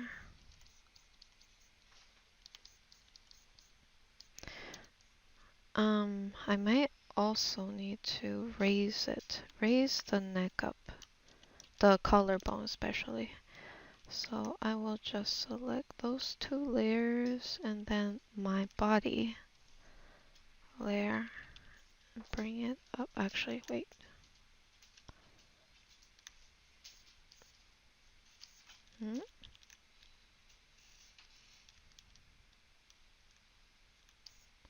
Now I can bring it up.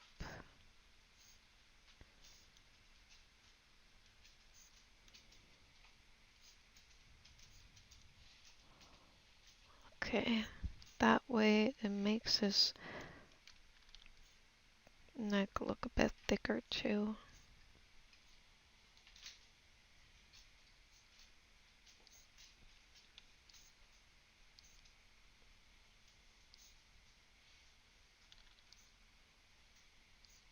Okay, that looks good.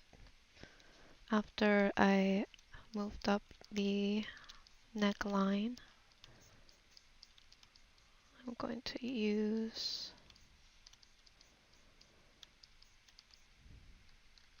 a bit more shadow around the Adam's apple. Adam's apple. And we'll just gently refine, and I'm going to use a bit of the highlight around that side of the neck.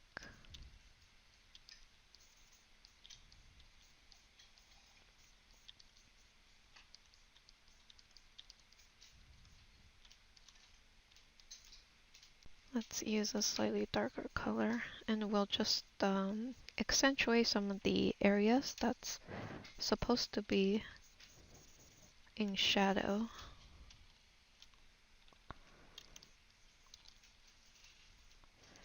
Good thing we finished rendering or refine the hair a bit more so that I can also refine the chest based on the hair and properly cleaning up the shadow and stuff.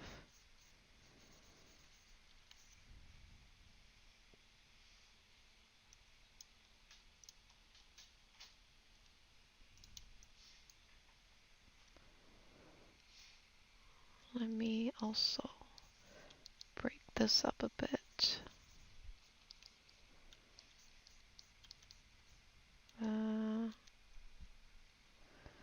I'm going to use the lasso tool to help me here. So I'm going to make a crescent shape. Add back some highlight to the neck.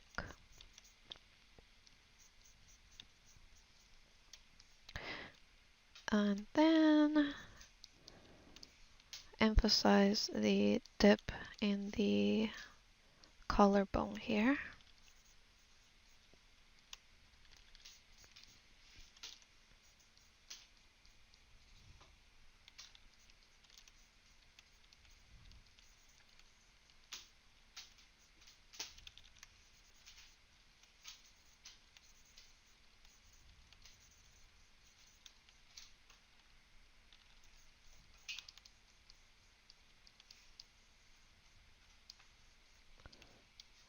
Okay, and I'll just try my best to shade his chest a bit better.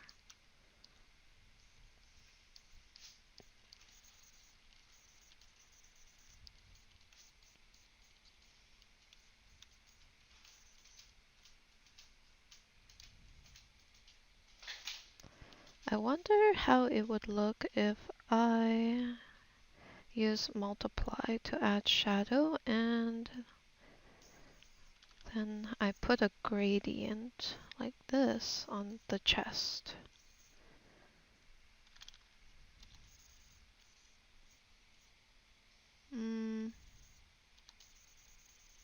Let's do it like this and then create a new layer.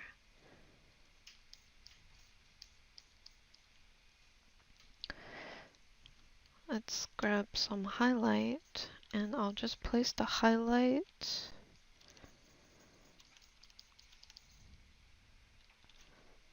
at the shape center of his chest line.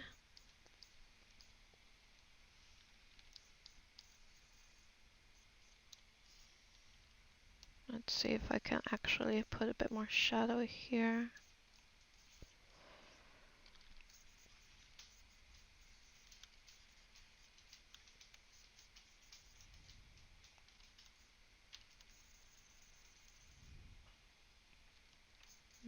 Actually, can I do it like this?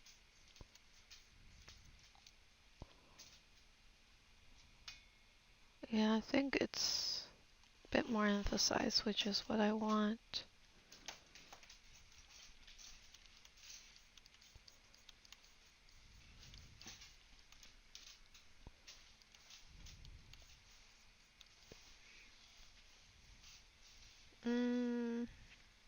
I think I have to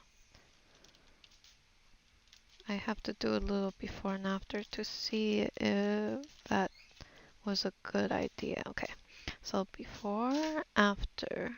I do like that we have more definition slash contrast and everything.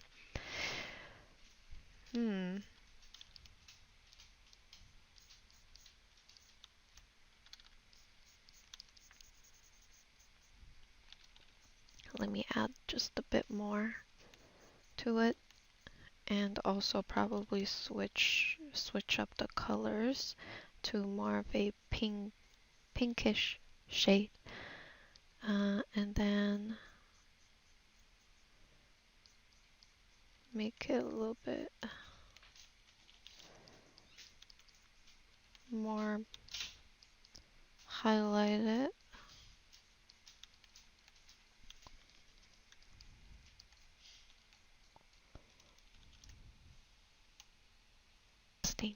Alright, so I mean highlight towards the center towards the center of his pec, and also I try to add some muscle strip definition with these lines.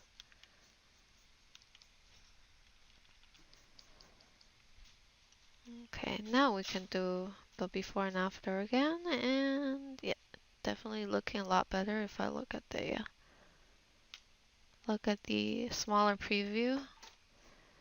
If anything, maybe I will just use a slightly bright color. Let's add a bit of pink down here, grab a paler color, and then I will enhance the highlighted area as well a bit more. Oh, actually no, if I do that, that's going to erase all that definition. Okay, we'll just do it like this. Let's also add a bit of this white color, just graze it on there. This is just to make his skin a little bit more paler, and then we do a little before and after, and still it's good. Okay, maybe we tone this down a little bit, march down, do a little before and after once again, just to make sure. Okay, so I think it does look better. Let's go back to the watercolor. It does look better, but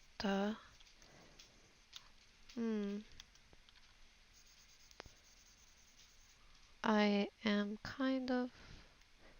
kind of like this scheme better, this color, this tone better. So I will just copy the old one and put it in color.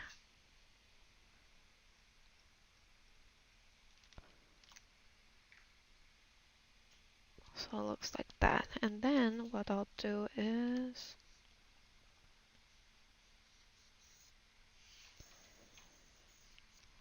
copy that whole area and then brighten it up. And we'll go into tone correction, color balance, and I wanted to lean more towards, actually no.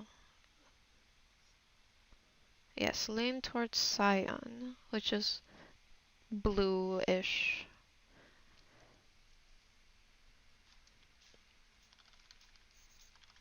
So with this, maybe his chest can be enhanced further.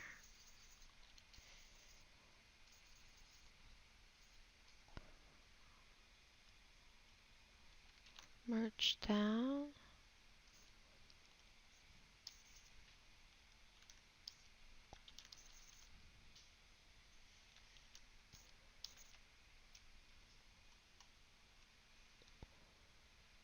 Okay. Well, I think that will do. I think I did make his chest a little brighter than his face, which I will probably have to go back and make his face match the contrast of his chest.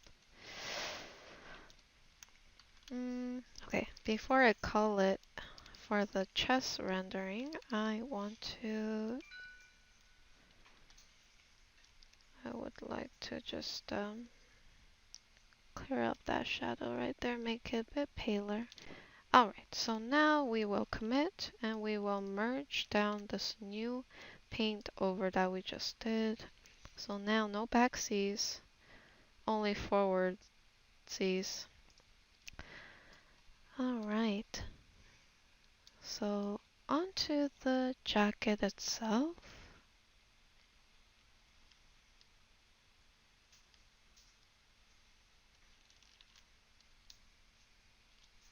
What I'll be doing is, actually I don't want to commit by merging down. I guess what I could do is we're gonna create a new layer and we'll just do some paint overs. Actually, no, we won't do that, okay. What we'll do is we will work on the base and we won't touch the texture on top. Yes, so first thing, selecting that area and then make it much brighter.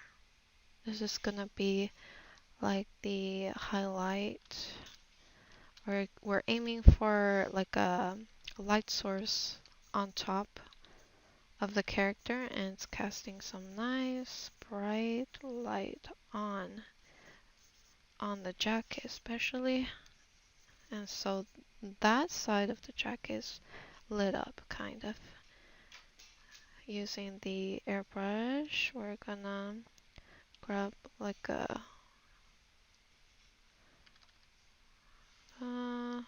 maybe bright blue.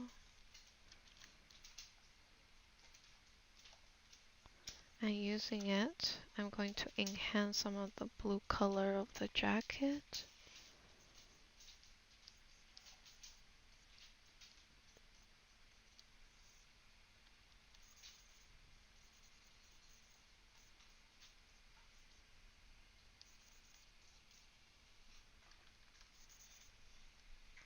Let's lower the opacity. Actually, no, that's not lower opacity. Let's do this. Merge down.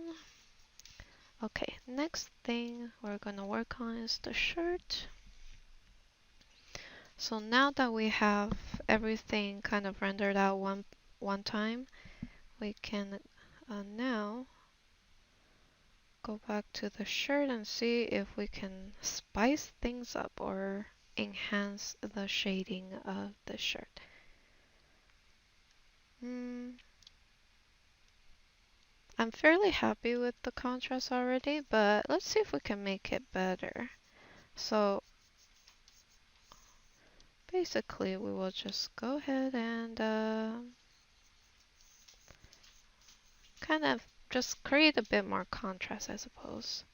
So I'm just gonna select certain areas where I think could use a bit more shadow. And of course this is not gonna be set in stone or anything, we just want to try it out. Copy paste. And then we slowly make it a little darker in that area. Ooh, that contrast though. Ooh, that contrast. Oh, let's just zoom out. And then as you can see, bam, that contrast is pretty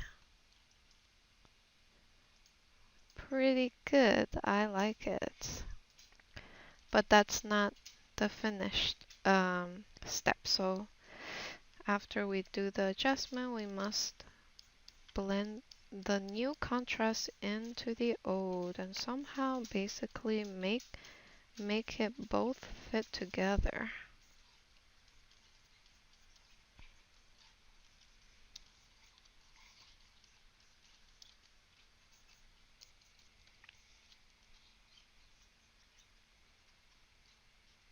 I'm gonna create a new layer, and this layer is basically me going back in and adding some of those secondary tones, or like highlights inside the shadow. I like to call it highlights inside shadows.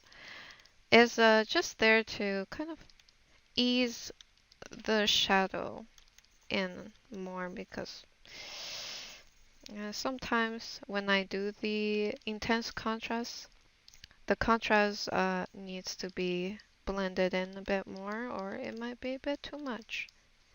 So I just go in and do this.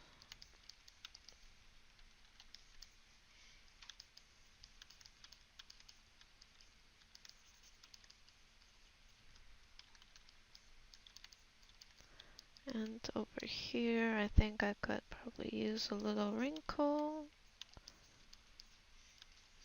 Could use a few wrinkles actually.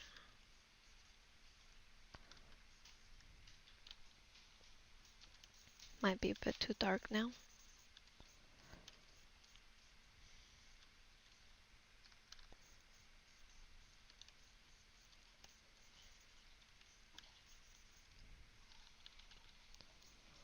We can add some more fabric pulls towards the edge of the sleeve.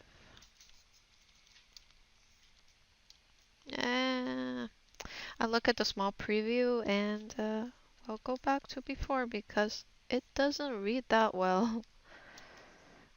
Alright, it's all good though. We just test it out, and if it doesn't work, we go back to what we had before.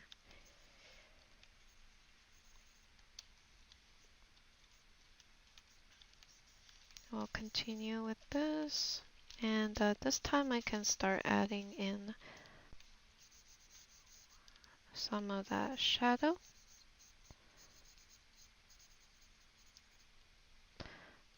Shadow from hair strand.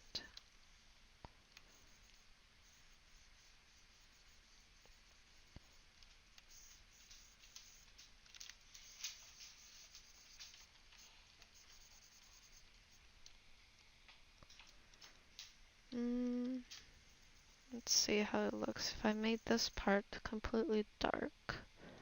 I think it works actually. Let's make it happen. So I'll darken this whole area like this. Let's grab that. Add a gray buffer color, aka highlight in the shadow, towards the bottom of the fold of the this is a fold, yeah, it's a fold.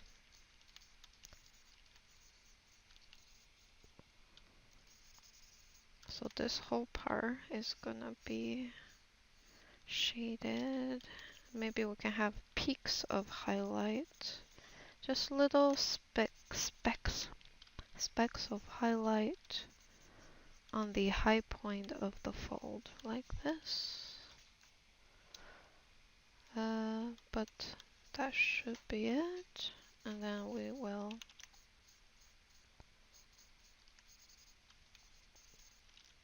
add some shadow for the scarf. Zoom out.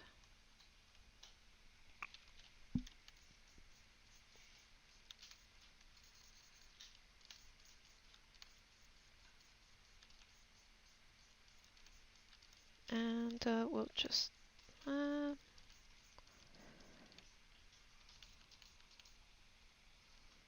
blend this in.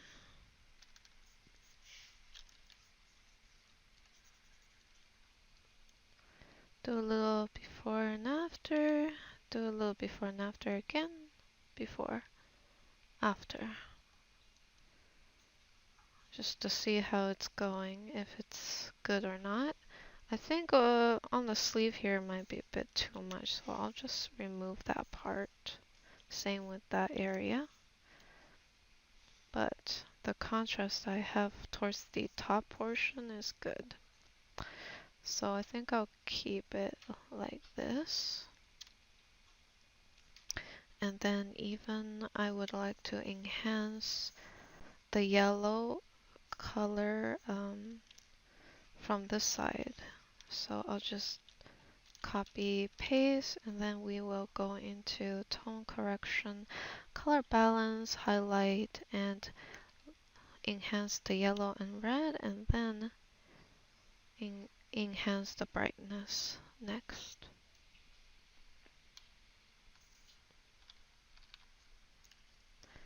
After doing that, we will try to blend this in once again.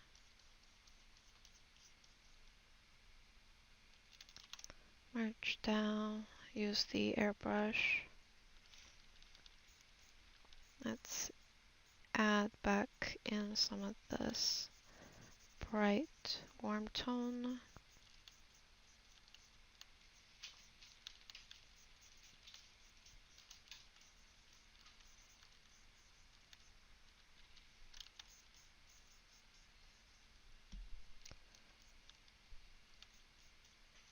Okay, and I'll just clean this area up. Although I think maybe I should keep some of the roughness. Maybe it'll be a nice little texture. Nice bit of texture if I just keep it a little bit rough. Alright. I think I will commit to this. So let's merge everything down. I'm going to fill in those little areas without patches of color that needs to be filled in. Here too.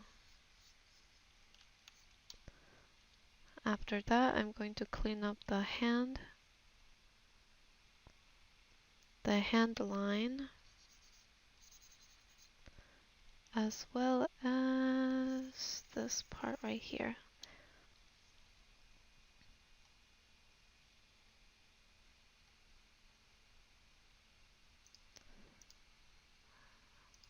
Next up is actually before that, I just want to make this part a little bit smoother, looking kind of rough.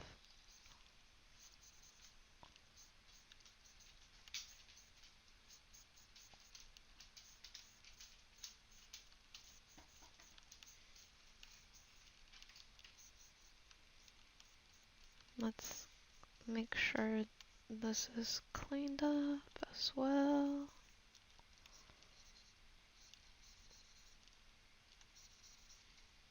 I want to add some drop down shadow from the hair.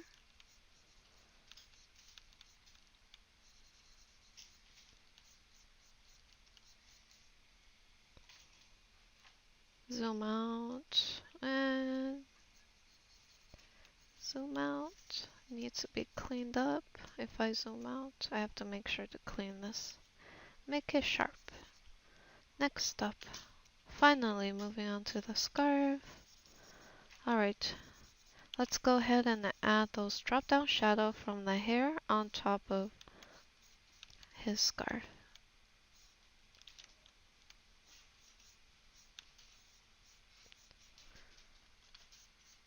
I'm thinking of where to put the shadow.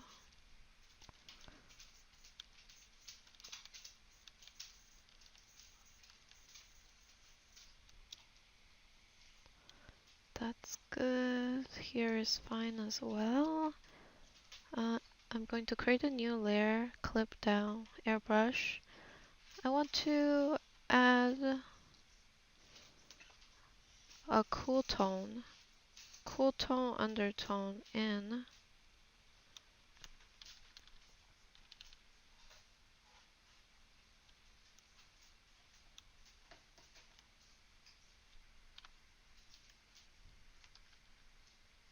To add the shadow at the silhouette of the curves of this scarf. Actually, I don't know the official term for this type of scarf. Um, it's like the puffy scarf for fancy people. Yeah. Okay, so we went with cool tone. Now let's add some super warm tone.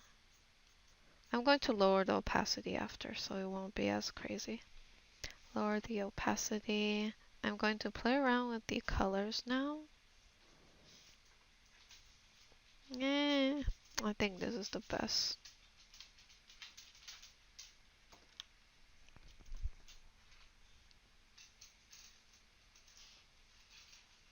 Okay, merge down. That should do.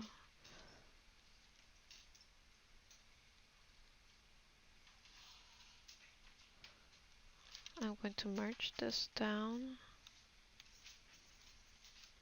And we are going to work on that part of his outfit.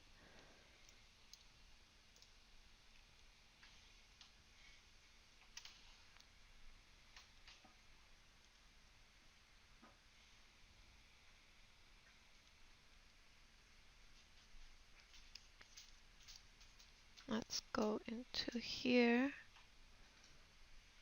and let's see.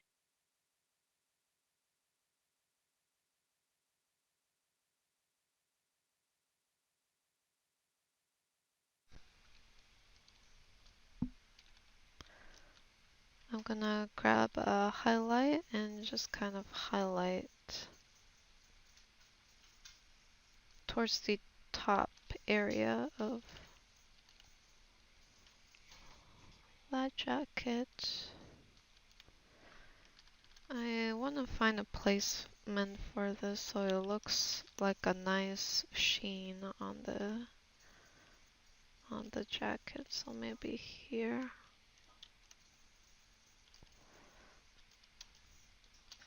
Let's go to the other side and add it in.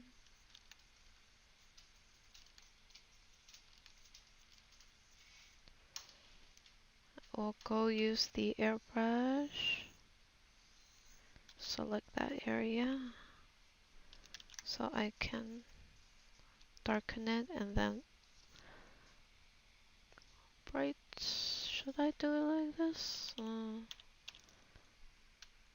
Let's brighten just one side maybe.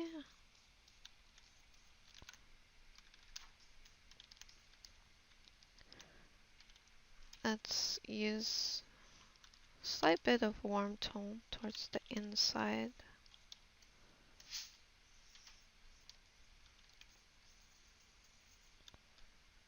I'm going to isolate this small area, add a bit of highlight. It doesn't look that great.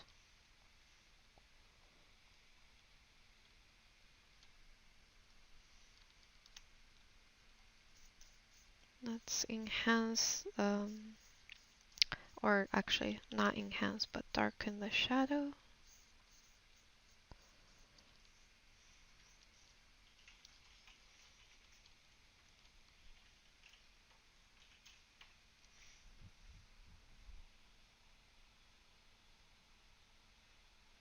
Okay, there we go. Darken this whole part.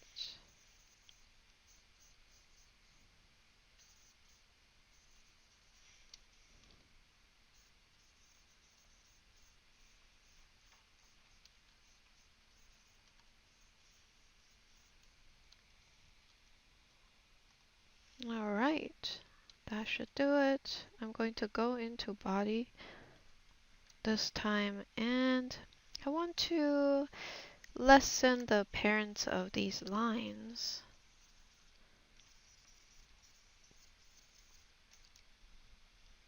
Okay.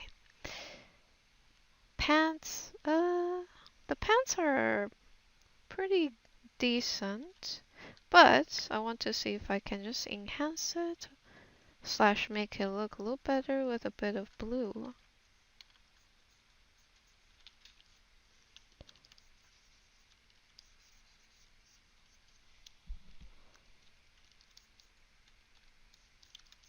we'll just gently graze it.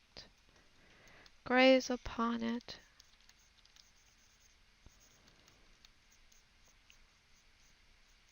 Add some slightly brighter highlight. Merge down. Let's do auto contrast. And then going back to the hand. Okay, the only thing that needs to be worked on is this part right here.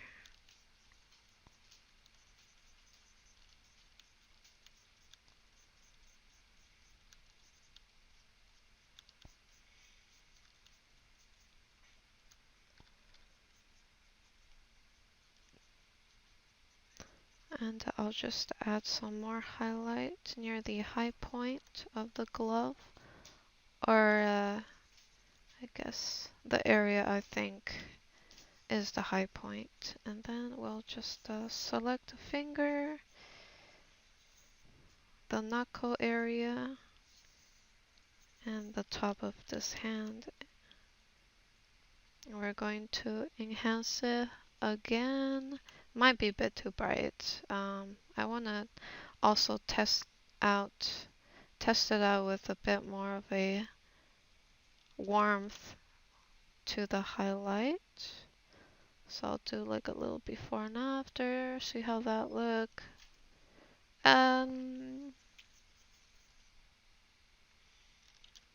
Maybe I should use it a bit more sparingly, so I'll just have it on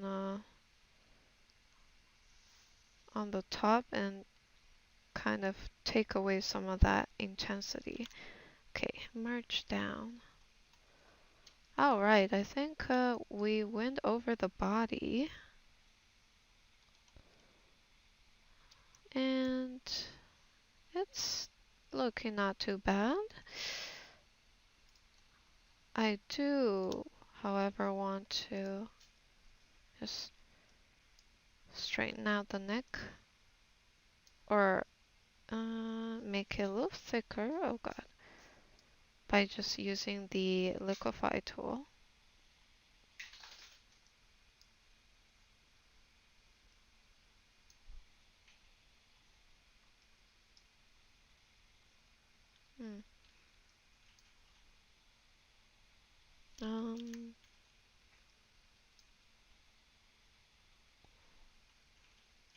I'm looking at the small preview.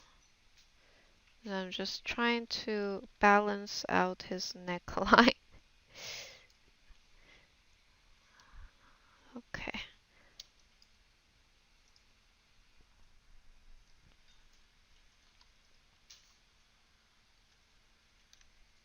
Using the airbrush once again.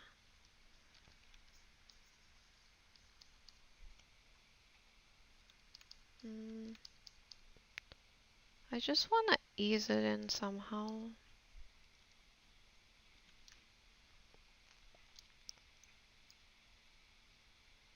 Ugh.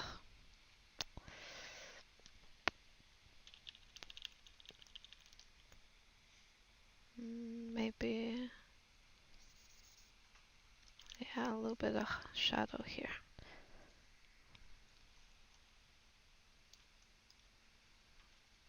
Now that that's done, we'll go back to the head now.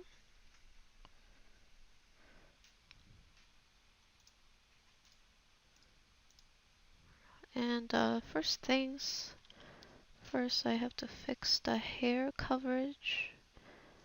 I did move the face or reshape the jawline, so that's why I had to, that's why the hair shifted. So I'm just bringing it back. Let's start off with the hair. So I'll create a new layer first, airbrush, and I'm going to use a blue tone, put the layer in multiply, and we're gonna add some shadow. Let's start off with a cool tone for the shadow, and Basically, I would like to add more dimension to the hair. It looked just a tad flat.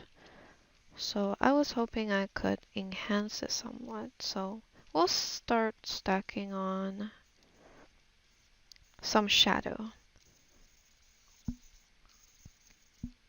And gradually I'll use slightly darker shade.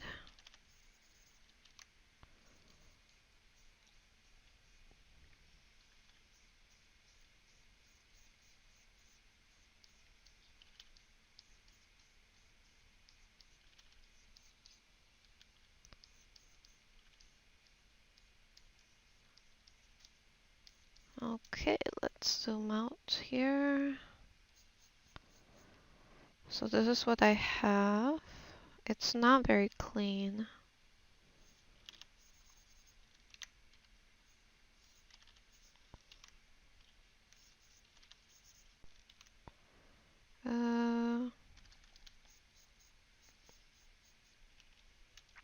Okay, I'm going to erase some of that shadow, especially near the center of the hair. But I'll keep the ones on the side more or less. I'll just erase a little bit of it. So this is what that looks like after I'm done. Alright, let's zoom out and gauge.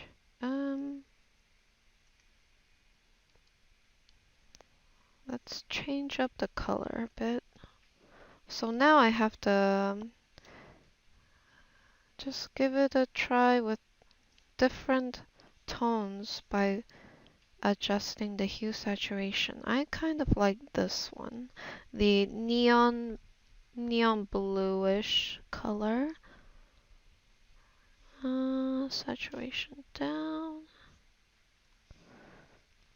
Let's do this. So we'll do a little before and after, see if what we did was good or not. Maybe I'll pull it back here. I'm gonna create a new layer, and from that new layer, we're basically going to continue. I think I needed to fill it in completely like this.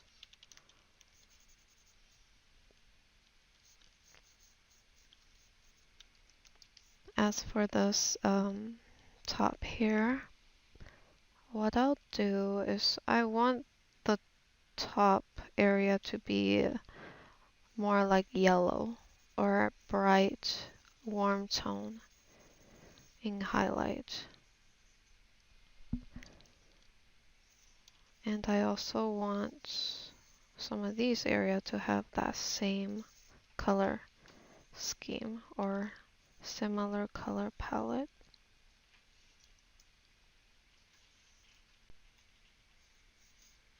I copied those areas where I intend to enhance with like a yellowish highlight.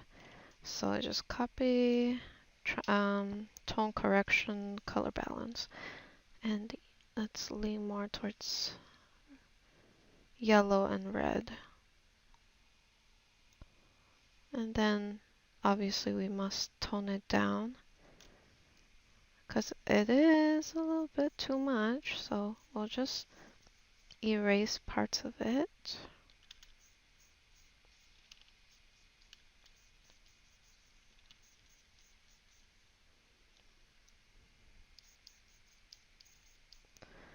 Let's go with this brush, the watercolor brush. And with that, let's start blending.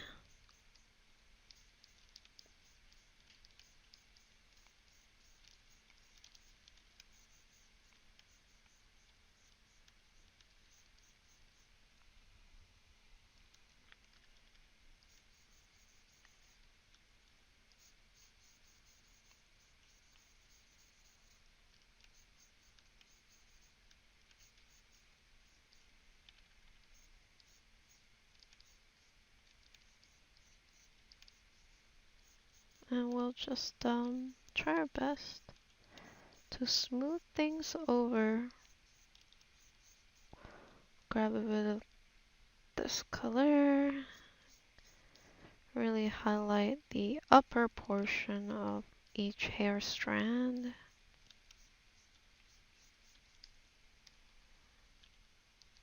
In here, we'll go with a cool tone.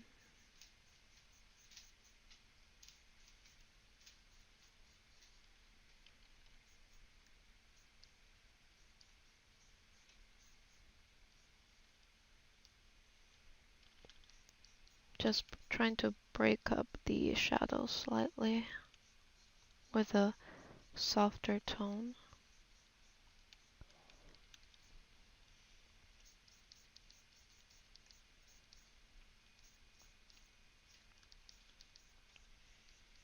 And we'll blend it out.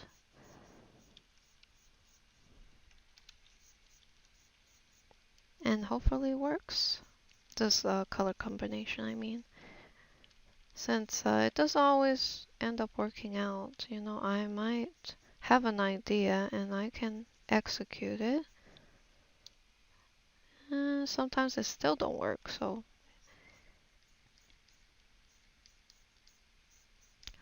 we'll just keep trying. Basically, that's what ends up happening anyways. I think I want to add a bit more shadow here and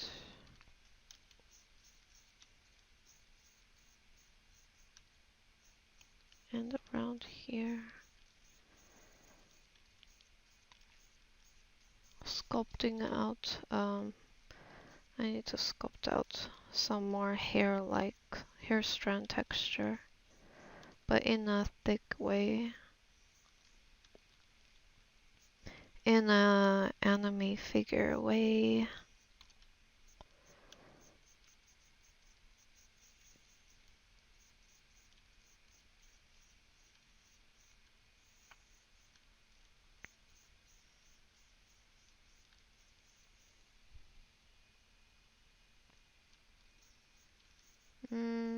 It doesn't feel quite right. I might have to redo this part.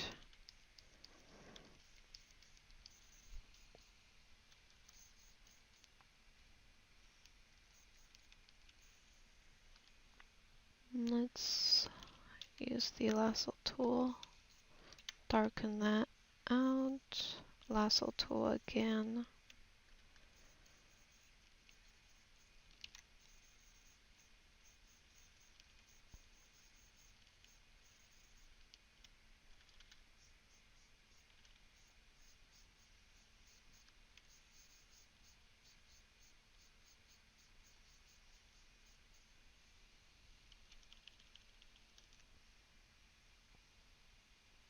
Let's do a little before and after just to check.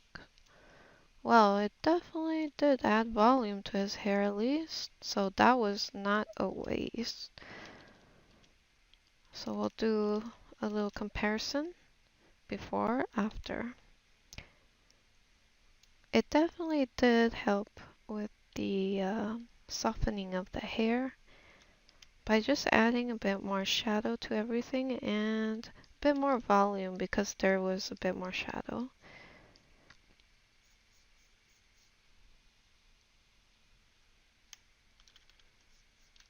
I guess I could just keep stacking on the highlight slash shadow until I'm happy with it. Let's go to the hair now, and I'm going to reduce the appearance of the line art in some of these areas.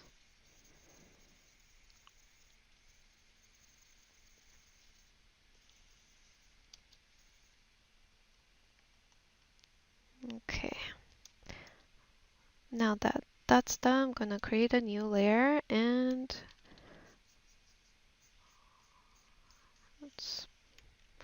let's first, I'm going to contour around the top. Oh, shoot. I wanted to contour the top of this bang right there. I want to add some shadow right in that area. See if that look right or not. And then gradually add some shadow towards the side here to build up a bit of volume on the side, and then bring it up. Add a bit of shadow inside this one strand. Go back to adding some highlight towards the top portion of the hair. Grab this. Let's use a slightly brighter color.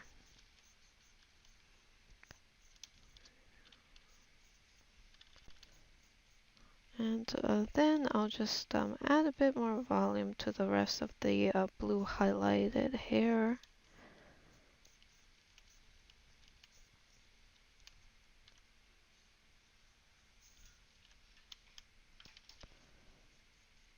I'm going to add some more shadow underneath underneath certain area.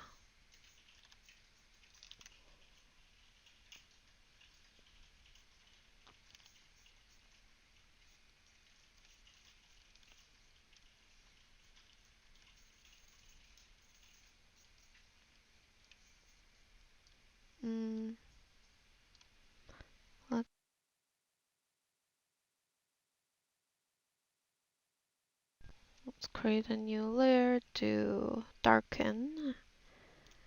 Darken allows me to add some shadow. It's slightly different from multiply. Multiply just makes everything darker, but with darken it just makes the pixels that are lighter than the color you pick darker. So it's like a slightly more subtle version of multiply layer.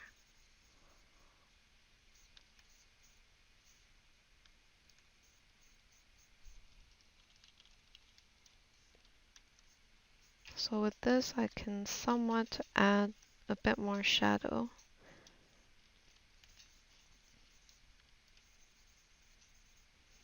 And hopefully keep it kind of subtle.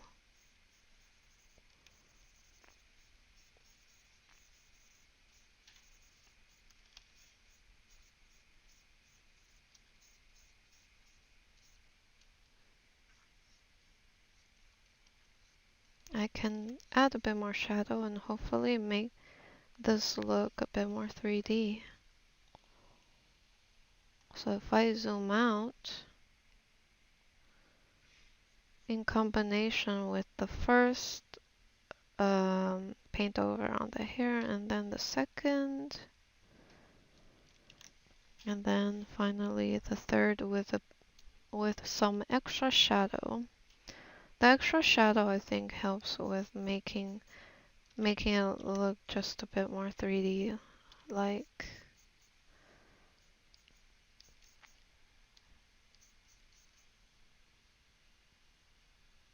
So now I'm going to merge everything down, and then we can do brighten once.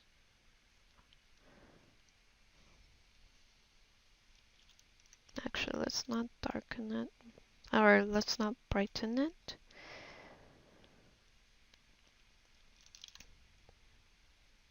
Create a new layer. Let's Let's grab this color first.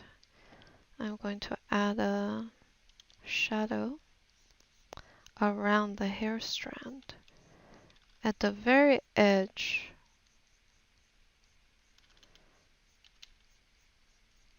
Like a contouring shadow.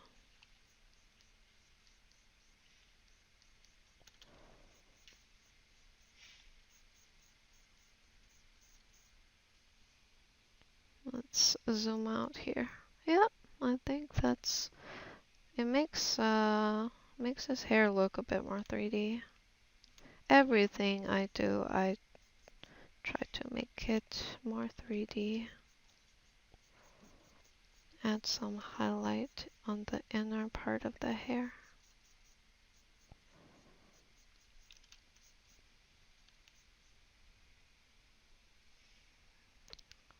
Zoom out. So I just want to check every once in a while to see if what I'm doing is good.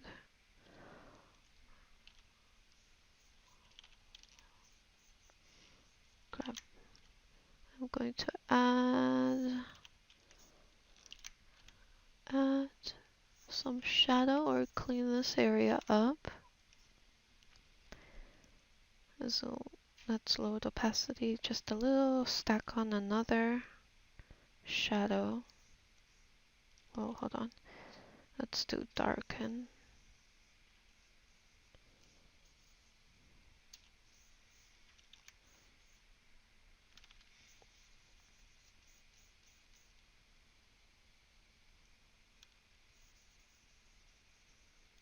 I'm gonna cut his head. I mean, cut his hair a little bit. I mean, cut the shadow on his hair.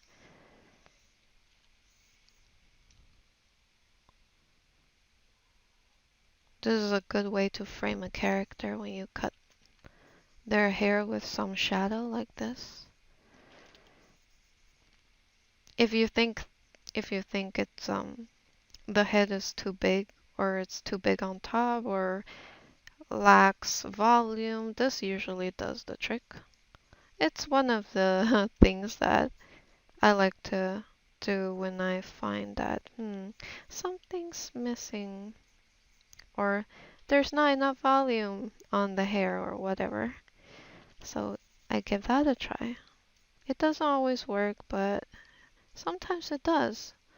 So as you can see, after I do that, I think it does look a little better, but it's a bit too harsh. So what we could do is maybe we can use like a bright blue as like a buffer color inside the shadow to make it, darken it, but also keep it not too dark.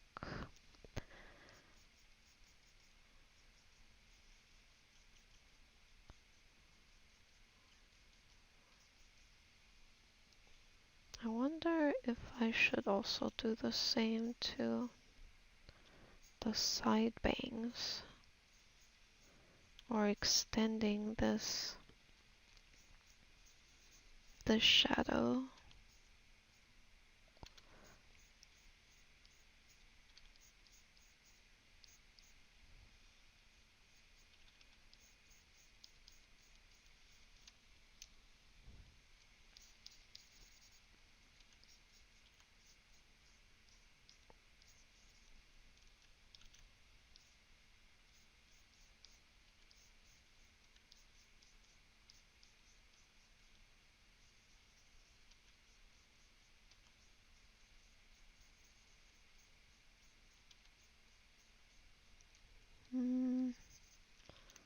Okay, let's check this out. Maybe lower the opacity.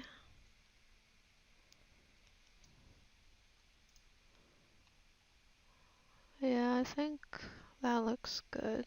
Could probably put a soft light or something and then use like a yellowish color to really enhance the lighter parts of the hair like the highlights of the hair.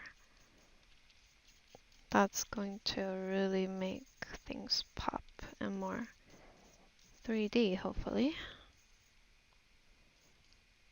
And I could probably even put some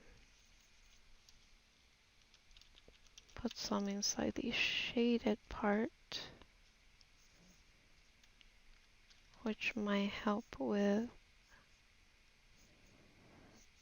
softening up the shadow. I'm gonna keep these parts really blue though. Alright, there we go. So, some more enhancements.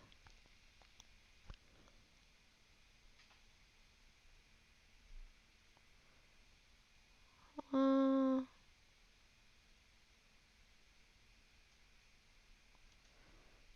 okay, actually I don't really know what I like. Let's go ahead and merge everything down into one layer and do a little before and after.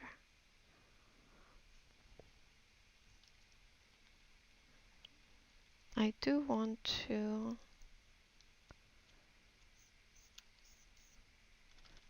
clean this part up.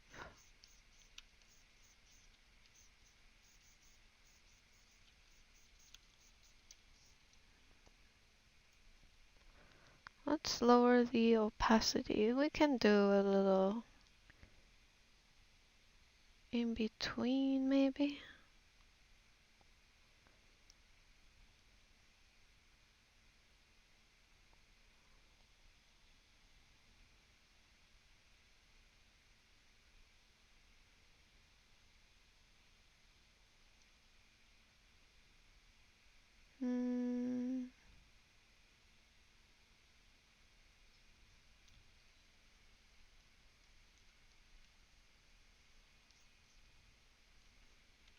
Let's smooth this up.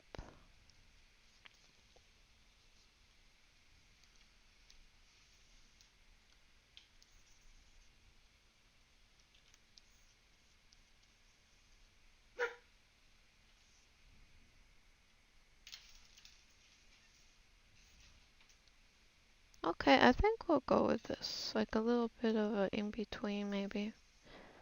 Yeah, let's do that. And then we'll go tone, color balance, and do yellow and red.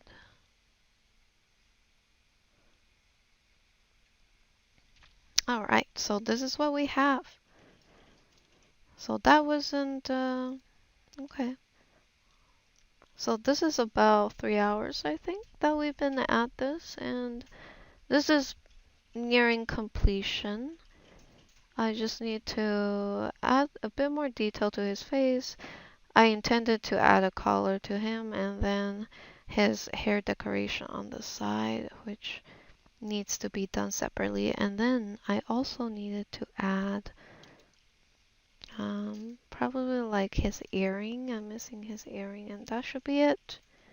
And then I have to kind of work on that background a little bit, but yeah, probably another 2 or 3 hours. And yeah, thank you guys for sitting through another voiceover. I hope you guys have a great day or night, or have a good sleep.